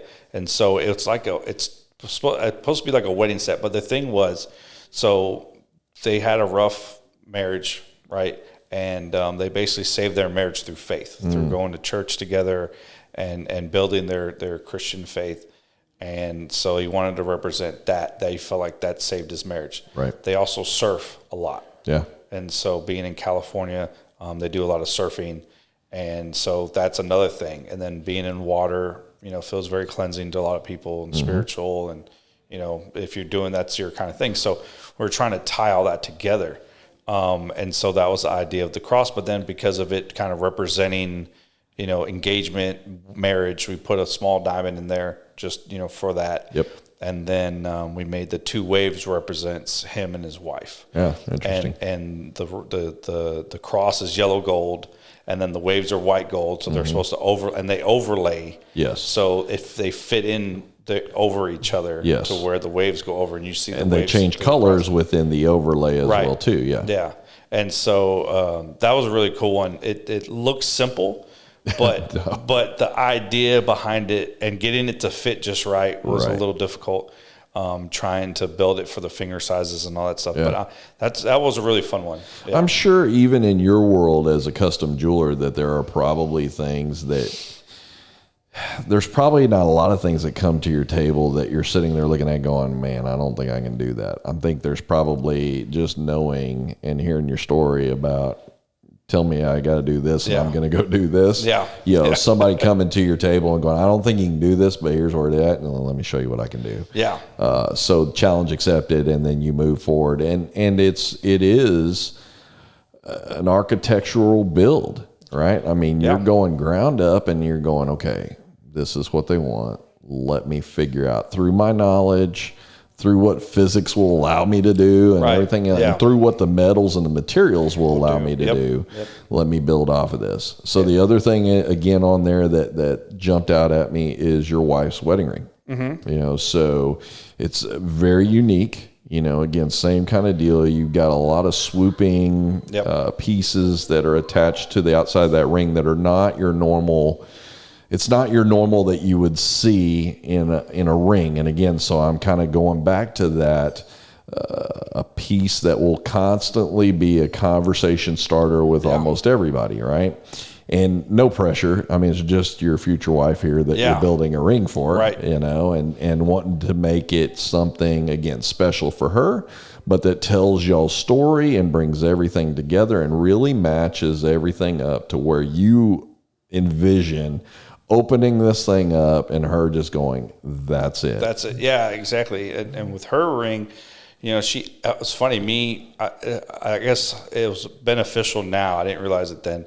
You know, I wanted to have a whole lot of money to build a ring. So I was trying to find another way to do things. And so I started presenting like colored stone ideas. I was like, let's do a colored stone engagement ring, right? Like that would be really cool. Me being a gemologist, I love colored stones. Right. You know, I'd nerd out over all the different things about them where, you know, people don't understand it. And she was like, no, I want a diamond. Yeah. Like, color stones are cool. Yep. I like that one. Wedding that looks rings are nice. diamonds. Exactly. Yeah. I want a diamond. Yeah. And so I was like, okay, all right, here we go. You know, so, and then I felt a lot of pressure, obviously being a jeweler, doing that. But then once I kind of settled down and realized, okay, I'm building this for her. It's got to be for her. It's not about me and what I'm think I want to try to create. Yeah. And so I kind of asked her, I'm like, I had a little bit of input, and I was like, hey, if I make a ring, right? What kind of stone do you like? What kind? You know, she just wanted like an oval or like a longer kind of look. That's the only input she gave me. Yellow gold. She wanted yellow gold. And so yeah, I just started like doodling and drawing things and started swooping. I was like, how can I stretch this out? How can I make this look bigger and longer than it is and have a certain look to it and all that. And so I came up with something I thought was a pretty good idea and then just kept working on it from there. And, you know, then a different view and then a different view. And so every piece of it, there's a little side. And then this was also a kind of a passion project for me to kind of like document what I was doing. Yeah. And because that's something I really want to get to. I was really inspired. There's a French jewelry company called Van Cleves Arpels. They're old like Tiffany's, right, of France. And they're very good at documenting, like serializing drawings and renders and their gemstones and history of their pieces and all that kind of stuff. And so that's not my alley. I'm not very organized that way. Right. And so, you know, it's easy to do with your phone, taking pictures and doing stuff. And so anyway, I was kind of inspired by them. And I was like, that would be really cool to be able to create a piece of jewelry for somebody, to have a drawing or a painting of it, to have documentation or video of it going through the process, right? And then be able to present all that as one product, right? Here's your piece of jewelry. Here's your drawing that went with it. Here's maybe a cool video that goes with it. And especially nowadays with social media, people love to share stuff, right? They want to show that, like, hey, look at this, like building a house or, you know, whatever, right? Like they want to kind of show that off. So it kind of works in that vein. And so this was like my first time to do that. So as a gift for her on our rehearsal dinner night of our wedding, only a very few people knew I was doing this. I was able to show a video to her and all our family of making her ring. And all the women were crying and all those things. And I had one friend, he was like, thanks, man. You just making it hard for the rest of us. Just raise the bar, man. Well, and it's impressive. I mean, because you have that video up on your page. Yeah. And it's Courtney's story, you know, the story behind the ring or whatever. And even me, I was fascinated in watching it because you don't, you know, listen, you're going to sit here in the chair and we're talking again about your passion. It's things that you know better than anybody else. Dummy like me that don't have a whole lot of clues about jewelry, watching it come to be, watching you cast it out and go through the process of all of that, and then watching you casted it through again, I'm going to butcher this, but the centrifugal, the spin, you know, where you spin it all out and everything else, and then you see it come up and you start spraying off and removing the casting pieces on there. And, you know, most people envision in their mind this idea, like as soon as it's going to come out of the cast, it's going to be shiny and everything else. It's done. And you're looking at it like, whoa, you know, but again, it's the birth of that piece, right? Like it starts from the nothingness of a drawing to all the way around to, okay, I've casted it. Now I've got to work this through the process. There are pieces you got to put together. Right. Assemble process. Yeah. It's almost, it'd probably be like, I would imagine it to an extent of like body work on a car, because there are pieces in that part where you have gold and then you're attaching pieces to that and it doesn't look real clean in the video. Like there's several spots where you can tell that you kind of soldered these pieces together and everything. And I'm looking at it going, wow, like, you know, you just envision jewelry just becoming, right? You don't see that whole process of constantly putting extra pieces, extra polish. You know, there's a part on there where you did a Facebook Live. Yeah. You put a Facebook Live up where you're polishing a ring, right? Yeah. And I think you're polishing as platinum or something like that. Yeah, platinum. I was going through the platinum polishing process. Yeah. And so you show, you know, one and show it to the camera, and you come back and you do two, and you're like, hey, there's two, man. That's doing it. And I was telling you before we came on air, I'm like, dude, I really wanted to see what you were doing under the microscope. Yeah. Right? Yeah. Working on that. Yeah. And so, but these, again, are all pieces that even is your own personal story. I mean, your business is your personal story, to bring everything back around here, but even your own wife's deal. And I've got to imagine, you know, if I'm a jeweler, it's the one thing where it's not just the pressure of getting the ring that really encompasses who it is that I see and is going to be my wife, but also I'm a jeweler. This thing's got to be, it's got to be right. I mean, it's got to look good. It's, you know, this is going to be a piece that, you know, when I'm 10 years down the road from starting my business, 20 years down the road from starting my business, people are going to look at that ring on that finger and know that this is a story. This is a representation of who I am and what my expectation is of pieces that I do.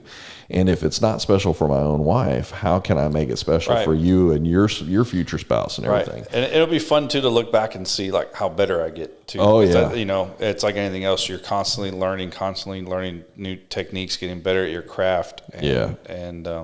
And you had a little help with that, not just from putting all of it together. I mean, you even sought out some help from other people that were in the industry as well, too, to give you some insight to it as well. It's definitely like, especially where I work now, like even today, like what I do, you know, I do mainly everything on my own, but it's a team effort in the sense of I don't do the CAD. I have people that do CAD for me. Right. And so I meet with them on Zoom. Right, that's a thing. Right, and they're all over. They're all over the country. Yeah. You know, and they come from great pedigrees. One of my CAD artists, she used to work for Tiffany's. Wow. You know, and so I get to sit there and talk with her. So I feel like I'm in this lineage, right? It's like the same person that was working on making stuff for Tiffany is doing stuff for Perez Jewelers. Yeah. You know, and so it's kind of like it feels really cool. And then same thing with design. It's funny how the pandemic happened. I took a rendering course because I always drew. Like I told you when I was a kid, I was drawing and stuff. And I wanted to learn how to draw better with jewelry. And so I took a rendering course from this French trained person. This is what he does. He did for Tiffany's, and now he teaches for a living. His name's Remy Routinier. I probably screwed up his name. But Remy is his name. You can look. Yeah, shout out to Remy. Look him up on Instagram. Remy Routinier. He's a really cool guy. And I took a course with him for like 3 days. I learned so much from him in like 3 days of how to render and draw jewelry. And so I was doing that. And so as any new business person, I'm still learning this. My time is getting pulled everywhere, between bookkeeping to following up with clients to ordering my parts to talking to my vendors to managing my social media. I was really trying to figure that out. And then make the jewelry. Yeah. Right. That was like ended up becoming like the last by the way, I got to do that. Oh yeah, it's 9:00 at night, and I gotta sit here and actually make this thing now. Yeah. You know, and so I was drawing, and it got to the point to where I really was getting kind of behind because I couldn't handle. And then you can't just sit down and draw something. You gotta be inspired. You gotta be in that right. It's kind of like, it sounds cliche, like this whole artist thing, but it is like you kind of got to feel it. Well, you imagine people that write music, write a book, they don't just happen overnight. There's usually inspiration that happens. There's inspiration, and there's processes. I mean, there's ways that you can kind of process your way into making something. But, I really like inspiration. Yeah. And then once you feel it, you just go with it. Yeah. Right. And so I needed help. And so I reached out I had a friend of mine reach out to me, and she got laid off during the pandemic, and so she wasn't working. She's at home. She's a great artist, and she was asking me about my rendering course and saw what I was doing on social media. Mm-hmm. It was like, "You're doing great. Your drawings look great. I want to, how did you go about doing a course?" So she was asking me these questions, And so I put her in contact with Remy, and he does courses like in person, but maybe you get DVDs or something. Well, he started doing courses on Zoom, and so she started taking these Zoom courses with him, and she already was a really good artist, so like she got really good. And so it got to the point I was like, hey, would you want to like collab on designs? Like, because she's inspiring to be a jewelry designer. Yeah. And she was like, yes, I would love that. Let's do that, And so there's, some of my stuff when I'm like, I had too much, I go to her and I'm like, hey, look, I got this idea. This is what we're doing. And we kind of speak the same language. We know each other. And so she's able to do stuff. So now it frees me up to do more jewelry work on the bench and do that stuff. So it helps me expand my business. And so, yeah, it's definitely not all me. I do a lot of it, but I'm starting to expand more, especially in that. And I love that because it brings different perspectives with somebody else. Well, it opens up your range as well too. Not just your range of being able to do more, but it opens up your range of just in the same way that you sit down with the client that walks in, that you spark ideas with them.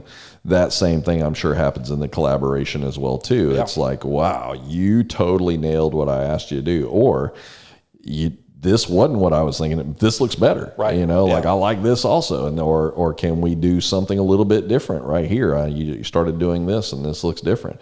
There's a lot that goes into it. Everybody just assumes that you just make this circle and you just put stuff on top of it, and that's just kind of how it works. It's like you said, most people don't have a good concept of how it comes to be. Yeah. The videos, the walkthroughs, the product creation that you put up on your site really is of value to people who are looking at custom jewelry as an option for them to go in and purchase. Yeah. And I try to educate my clients too. I want them to be educated. Education also helps with the pocketbook, right? It makes a little bit more justification, like I was saying earlier. It's a lot more justified to be able to pay something using a custom jeweler when you understand all of the process that goes into creating this piece or a piece in general. When you look through all of those things, and that was going to be one of the questions I was going to ask you, is it's probably hard for me to ask this question and you give a solid answer.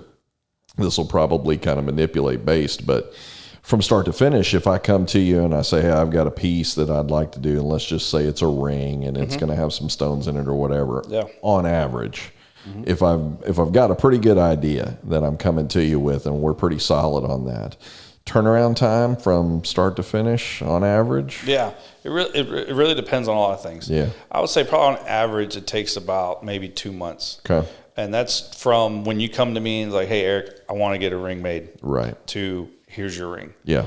Because there's a lot of decision making based on that. Yeah. And so I would say probably 2 to 3 months.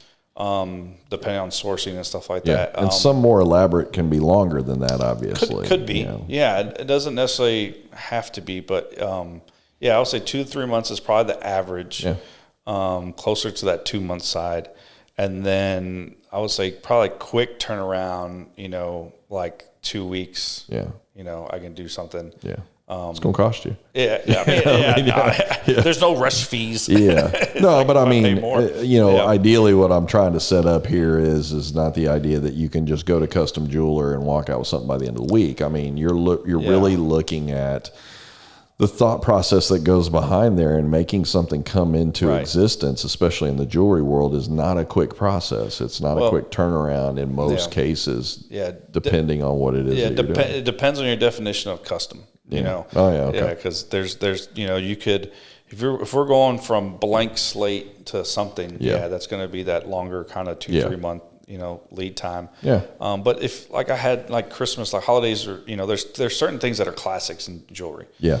Stud earrings, solitaire engagement rings, wedding bands, a chain necklace. Like there's some things that are just standard and they're always available. Yeah. And, I had a client come to me for the holidays that he wanted to get his wife some stud earrings, and it was like, a few days before Christmas, like, can you do that? It's like, yeah, I could do that. I definitely could do. Yeah.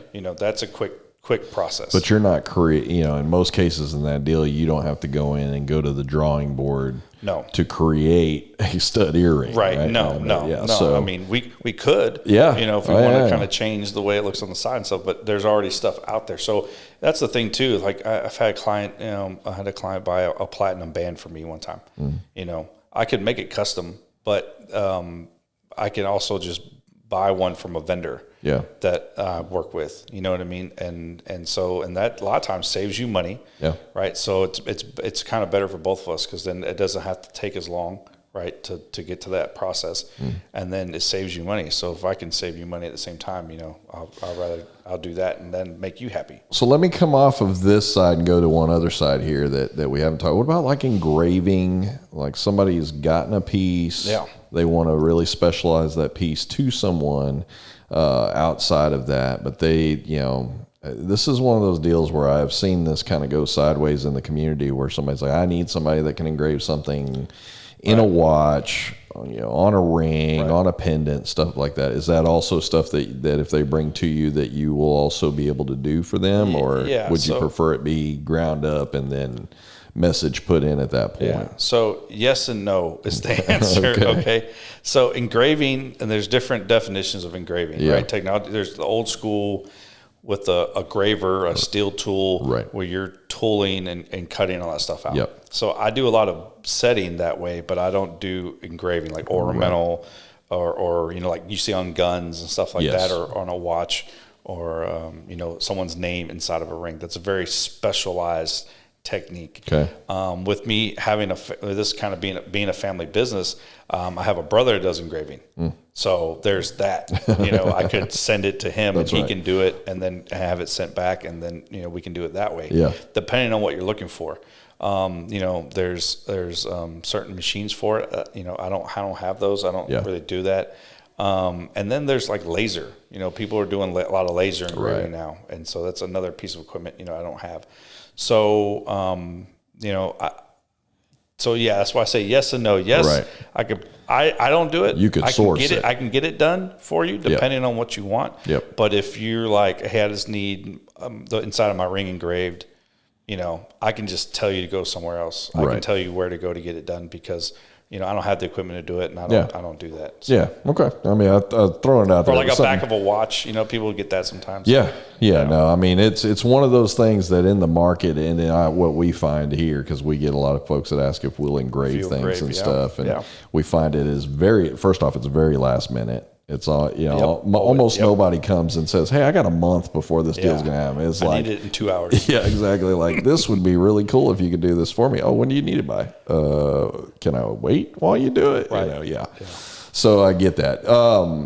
Let's talk about, you've gone through 2020. You kind of paused your business, at least physically, meaning, coming to a suite or anything like that.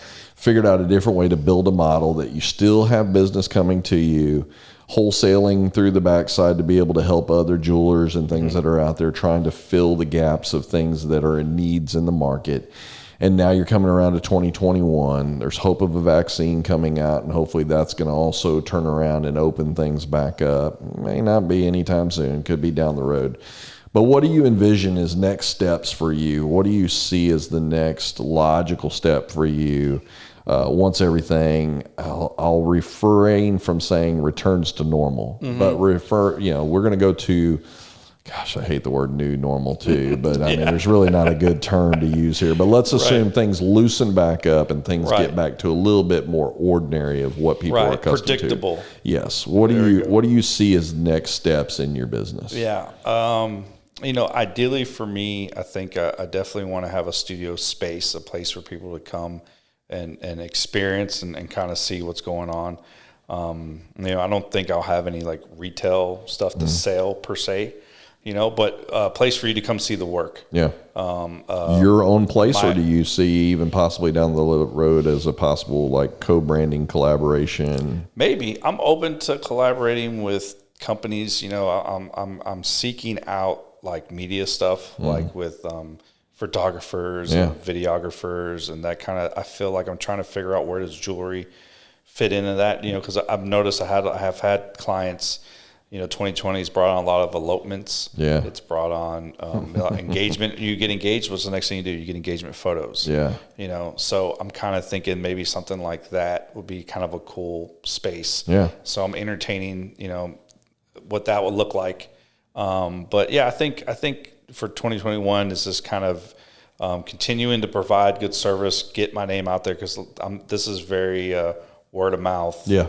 That kind of stuff. Yeah, for every piece you create, you could spin off multiple jobs out on the backside of that just by somebody seeing that piece. Yeah. You're not in the market of going around going, hey, I'm Erik, and you're passing out business cards to all these people, or you're going out and going, let me take out a big, billboard here, or advertisement here, or whatever, because with that being custom, most of the guys that are taking those kind of advertisements out have the storefront. They've got the big cases. They're more show and go than they are about the really backside piece of the creating of it. Right. So social media becomes critical for you. Mm-hmm. Word of mouth becomes critical for you. So every single piece that you're putting your touch to, really, you want that to be your calling card. Yeah, right? something I can advertise and show what I do. Yeah, when it leaves, it's the wow factor, right? Mm-hmm. It's if I create something that's not a good conversational piece, then I'll never create the conversation that may spark the extra business. Yep. And so I think there's something to be said in that also in the creation of a piece. If you're out in the market looking to do that, is do I want to give my wife a piece that is just stuck in a jewelry box somewhere and just kind of, from time to time we wear it because it matches this dress? Mm-hmm. Or do I want something she never wants to take off and it's constantly the talk of all the other pieces that she has in that jewelry case? This is the one that generates the most talk. It's the one that's her go-to, right? Mm-hmm. It's like anything else. As guys, we have a go-to watch or something like that that we kind of, we'll put in as the deal. And then there's pieces like, I'm not a big jewelry guy, but I never take my jewelry off. Yeah. I mean, that is the one. My daughter, I'll tell you how serious I am about this. So I have a necklace on. It was the very first piece that I ever bought myself and my wife. And it's one of those goofy, very commercially, it's the heart that's broken in the center, and it says, when we're apart from each other, the heart grows fonder, blah, blah, blah, blah, blah. Yeah. Where's the deal? I always make fun of my wife because she hardly ever wears it. Mine has never come off. Right. And my daughter, who is now 9, has never seen me without it. Yeah. It goes in the pool, it goes in the shower, it goes everywhere. It just doesn't come off. Mm-hmm. And I don't think about it. It's not something that's there, but it has a meaning to me. Right. And that's why you never take it off. You bought it not because, I like a heart, I'm looking for a heart chain. It's the meaning behind it. Yeah. And that's what I try to capture. Yeah. I'm doing. It could be whatever, man. It could have been a squirrel cut in half, and I got the tail end piece of it. She got the head piece of it. Exactly. As long as what it meant is what still it means to me today and 20 years down. Because here we are 25 years down the road on that.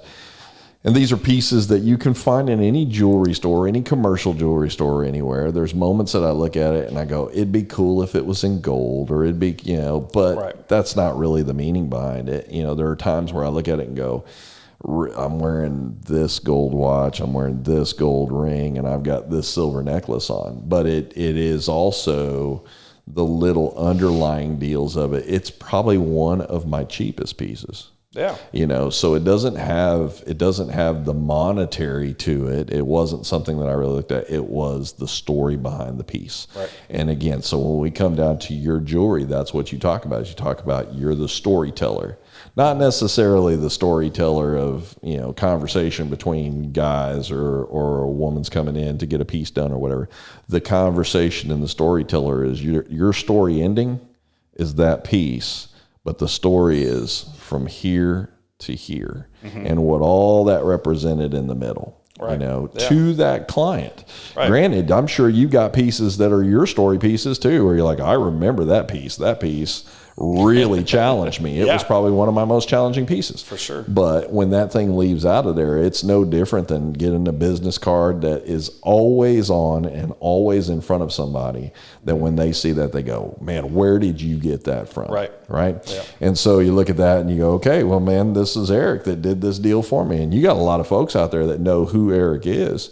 But we were talking about when we sat down here at the table, like out of 100 people, if we go out and poll 100 people, how many people know about Erik Perez? Yeah, maybe 2. Yeah, and that's our goal here. Our goal here is to get people to know who you are and get your business in front of folks. So that way, when people sit down, they go, man, let me find out about this Perez Jewelers deal. Yeah. They go to your page, they go to your Facebook, they see some of these videos and pieces that we're talking about, and they're like, man, I've never seen anything that looks like that.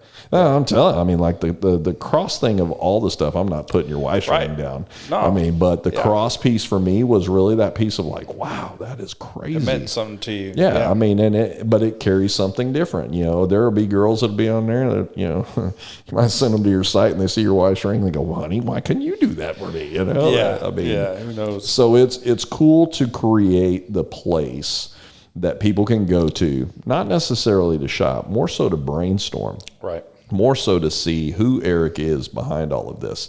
And then get you on here to talk about how did Erik even come to be?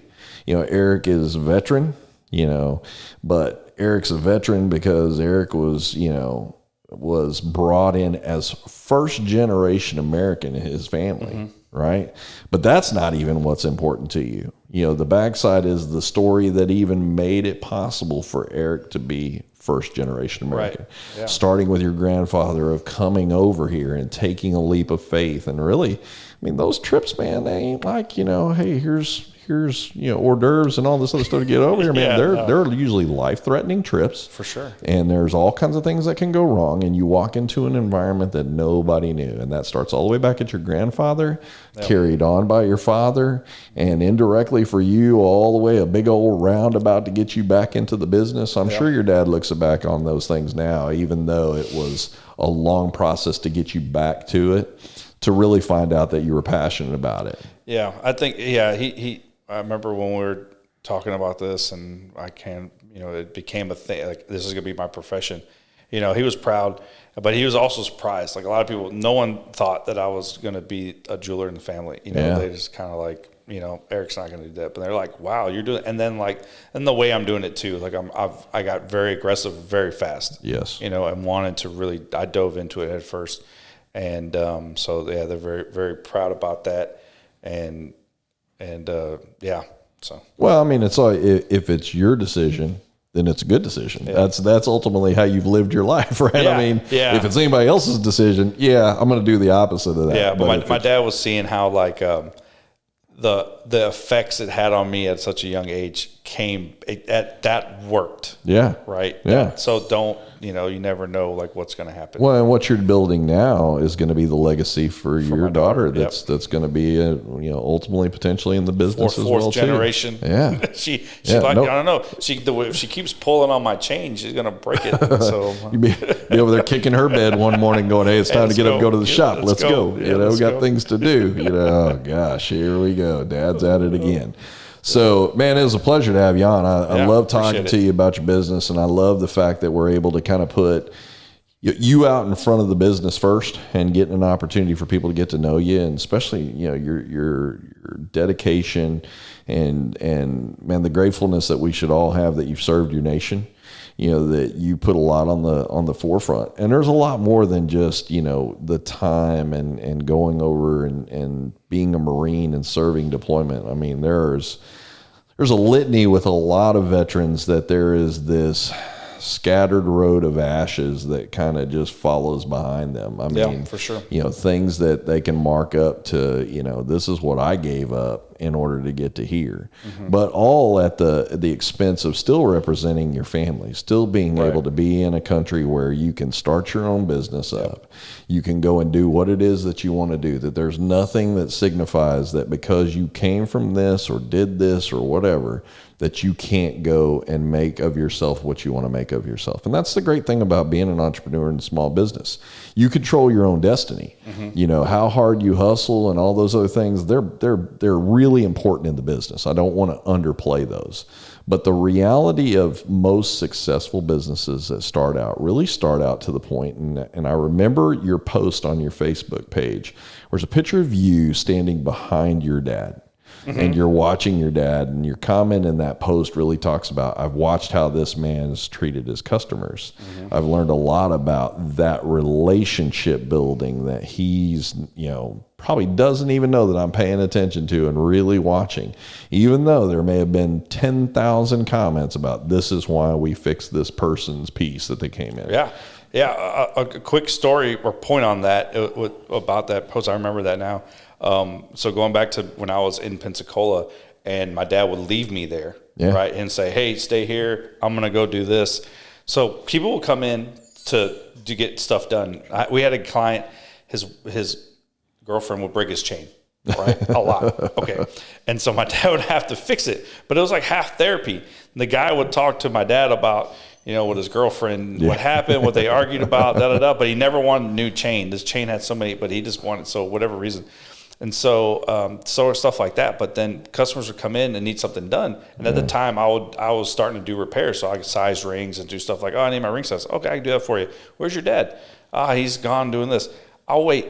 Yeah. They didn't want to work with me. Yeah. Even though I'm his son, they know me. They know who I am. Yeah. He shows them pictures of me when I was in the Marine Corps.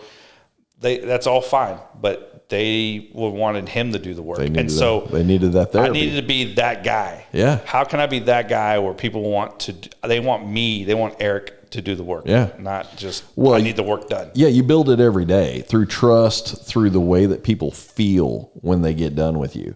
I'll tell you one even crazier. So the number one knock on a Walmart, I told you I came from Walmart. Number one knock on a Walmart is standing in line at a register, right?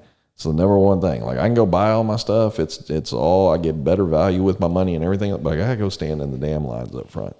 And it is the number. If Walmart ever figures out how to fix the lines at the front, they're unstoppable, right? Mm-hmm. And will grow beyond measure.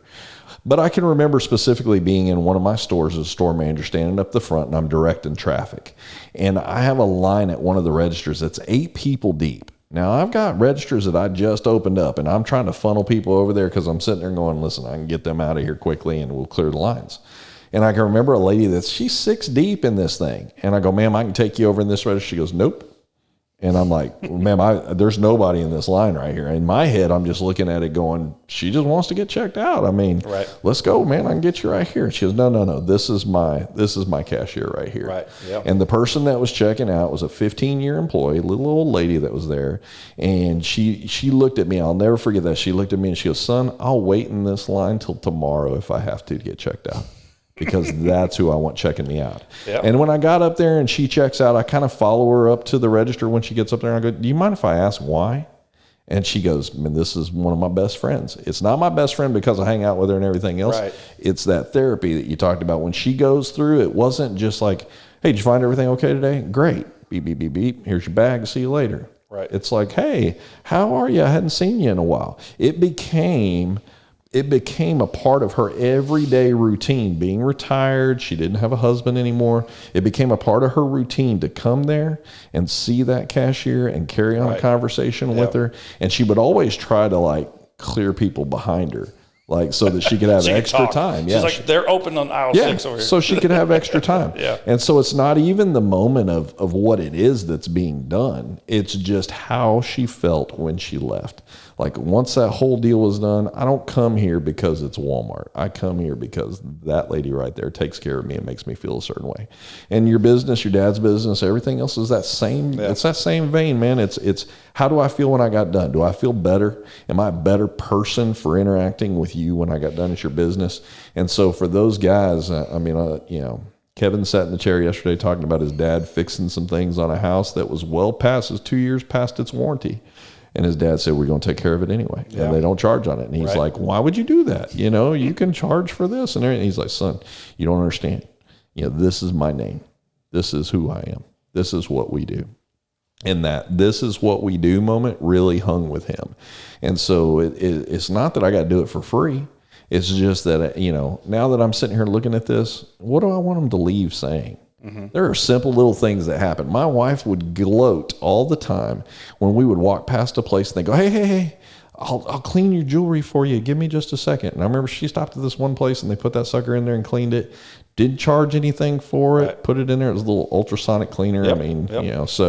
Gets done. They wipe it all off. Then they're like, man, this is an awesome looking ring. Hey, you did good. Good job there, son. And give it to her and walk out, and she's just looking at a ring like it's Yeah. brand new, right? Yeah. But again, it's the idea and the experience. When she walked by there, she didn't have to stop there. She could have easily just went, "No, man, I got some jewelry cleaner at the home. I can do it there." She gets done, and then when she gets done the next time, she goes, "Next time we come here, I want to stop in there and look around." Yeah, make it part of the routine. Yeah. I mean, so it's that experience. Your dad's building that experience. Your ability to be able to acknowledge that in that post and sit there and say, I'm standing behind the man who's shown me what relationship building really looks like. And then carrying that into your own business now, where you understand, like, it's not just going to be show me what you want, tell me what you want, I'm going to do it, here it is. Right. It's the whole process. And the part of that storytelling that you bring all the way around needs to be the story of who Erik is as a business owner that created this as well too. What did Perez Jewelers create for me here? But it's not about Perez Jewelers. It's not even really about Erik. Right. It's about where Erik came from and that lineage all the way back, all the way to getting to understand, like, this doesn't exist if my grandfather doesn't make this decision here. Yeah. Right? I mean, that's the crazy thing about all I wouldn't this. be here. Yeah. I mean, really, you probably wouldn't even be born maybe in that case. And if you were born, you'd be born into a different environment that would completely change your trajectory. Yeah. Right? Yeah. So the trajectory for you while it's starting up, and for a lot of business entrepreneurs, it's that, come on, man, I need this to happen a lot faster. I need this really to happen a lot faster. That trajectory changes as you start understanding the building of what it is that you're putting together. Yeah. As I continue to build my clientele, I'll build my clientele with experience of what I have, but I'm building it to create the experience of what they really want, and then their story at the end of all of it. Yep. And when they get done, man, that piece sits there with a story that is longer than just the idea that, hey, I met this guy, Erik, one time who owns Perez Jewelers. Yeah. Not Not just randomly come in. They seek it out. That's the cool part. That's the cool part of it, man, is you'll become the story in somebody's lineage. Yeah. It's Sometimes there's a lot of pressure. It's a lot of responsibility. A lot of responsibility. I mean, it really is. The pieces that you create and what you do for people and how you make them feel, it's a big responsibility. Yeah. So, well, man, I'm just grateful that I get to spend a little bit of time with you and talk about you. I appreciate your service to the country and what you've given forth. I know a lot of times that goes unspoken from people, and again, let's go over some things here. I didn't even check with you before I got on here. Yeah. So I hope these numbers and everything I throw out here are going to be right, but you're going to correct me if I'm wrong. Okay. So let's go through it. Perez Jewelers, initially right now, Erik is working out of his home, but he's doing consulting work. He can see if you're reaching back to him, you need information, you want to sit down and talk to him, pick his brain about pieces maybe that you've got coming up, or you've got a special whatever it is, an anniversary, engagement, birth of a child, you got Valentine's Day coming up, you got Mother's Day around the corner, you got all these special events that are coming up that he can help you with. So first off, they can find your site. It's perezjewelers.com. Yep. Right. You also are on Facebook. Yep. Instagram. What's your handle on Instagram? Perez Jewelers. Okay. You told me about the handle on Instagram. I hadn't had a chance to really research that. I want to make sure I didn't screw any of that up. So, and then if they want to reach out to you and reach you, phone number 352? Yes, 352. 562-6183. Yep. Good. It. I saw that on there. I'm like, that wasn't a 979 number. Yeah, so. I know. It throws people off. They're like, no, I kept the Florida number. Yeah, man. So, I mean, pick up the phone, give him a buzz. If you've been thinking about doing it, definitely a collaboration with Erik and letting him show you some of the things that he's done in the past, letting him take that experience that he's had since he was a kid. I mean, we don't just we don't chalk your experience up to from GIA forward, right? Right, I mean, we really chalk it up to this is really in your blood. I mean, it's what you've grown up in and it's what you've known. But I mean, the pieces, if you go to his website, go to his Facebook page, look at some of these pieces that he's built, they're phenomenal and definitely unique. Like I said, there were several of them that caught my eye. So I'm just proud to get to know you, and I'm wishing you the best here in 2021 as we hopefully get everything open back up and move you to the forefront. And as people are kind of recovering and getting their feet back up underneath them, I think one of the great things that is a part of things like this where we can sit down and talk and get information out in front of everybody is really being able to network out to let people know about businesses that are struggling, businesses that are getting their feet up underneath them, businesses that are starting right out, like they're just trying to get a footing in somewhere. And so all of those things are things that we can help through networking and mentoring with other folks. And I'm grateful that you stepped forward to book a time on the podcast here where we can come and sit down. And I mean, we've been at it now for, we've been at it for 3.5 hours total. Wow. We've got 2:15 roughly on the clock here, but we spent a little bit of time talking before. Like I said, man, it disappears quick in here. But I'm grateful for you to come on here. Wish you nothing but the best in the future. Tell your wife her ring is gorgeous. You did a great job there. And pat you on the back for that as well too. Yeah. And again, if you guys are in the market, need somebody, a custom jeweler that can help you out, whether it's just kind of guiding you in the right direction and it turns into something, or maybe you've had something on your mind for a while, and pieces that you got in your family history that you're trying to kind of put other parts to that you can't maybe find out in the market or whatever. Custom jeweler like Perez Jewelers is going to be able to help you out and be able to walk you down that path and create an experience for you that you're going to love when it's all said and done. So, man, thanks for coming in today. It was good talking to you, Eric. I appreciate it. And we appreciate you guys joining us today. Have a great day, and we'll talk to you later.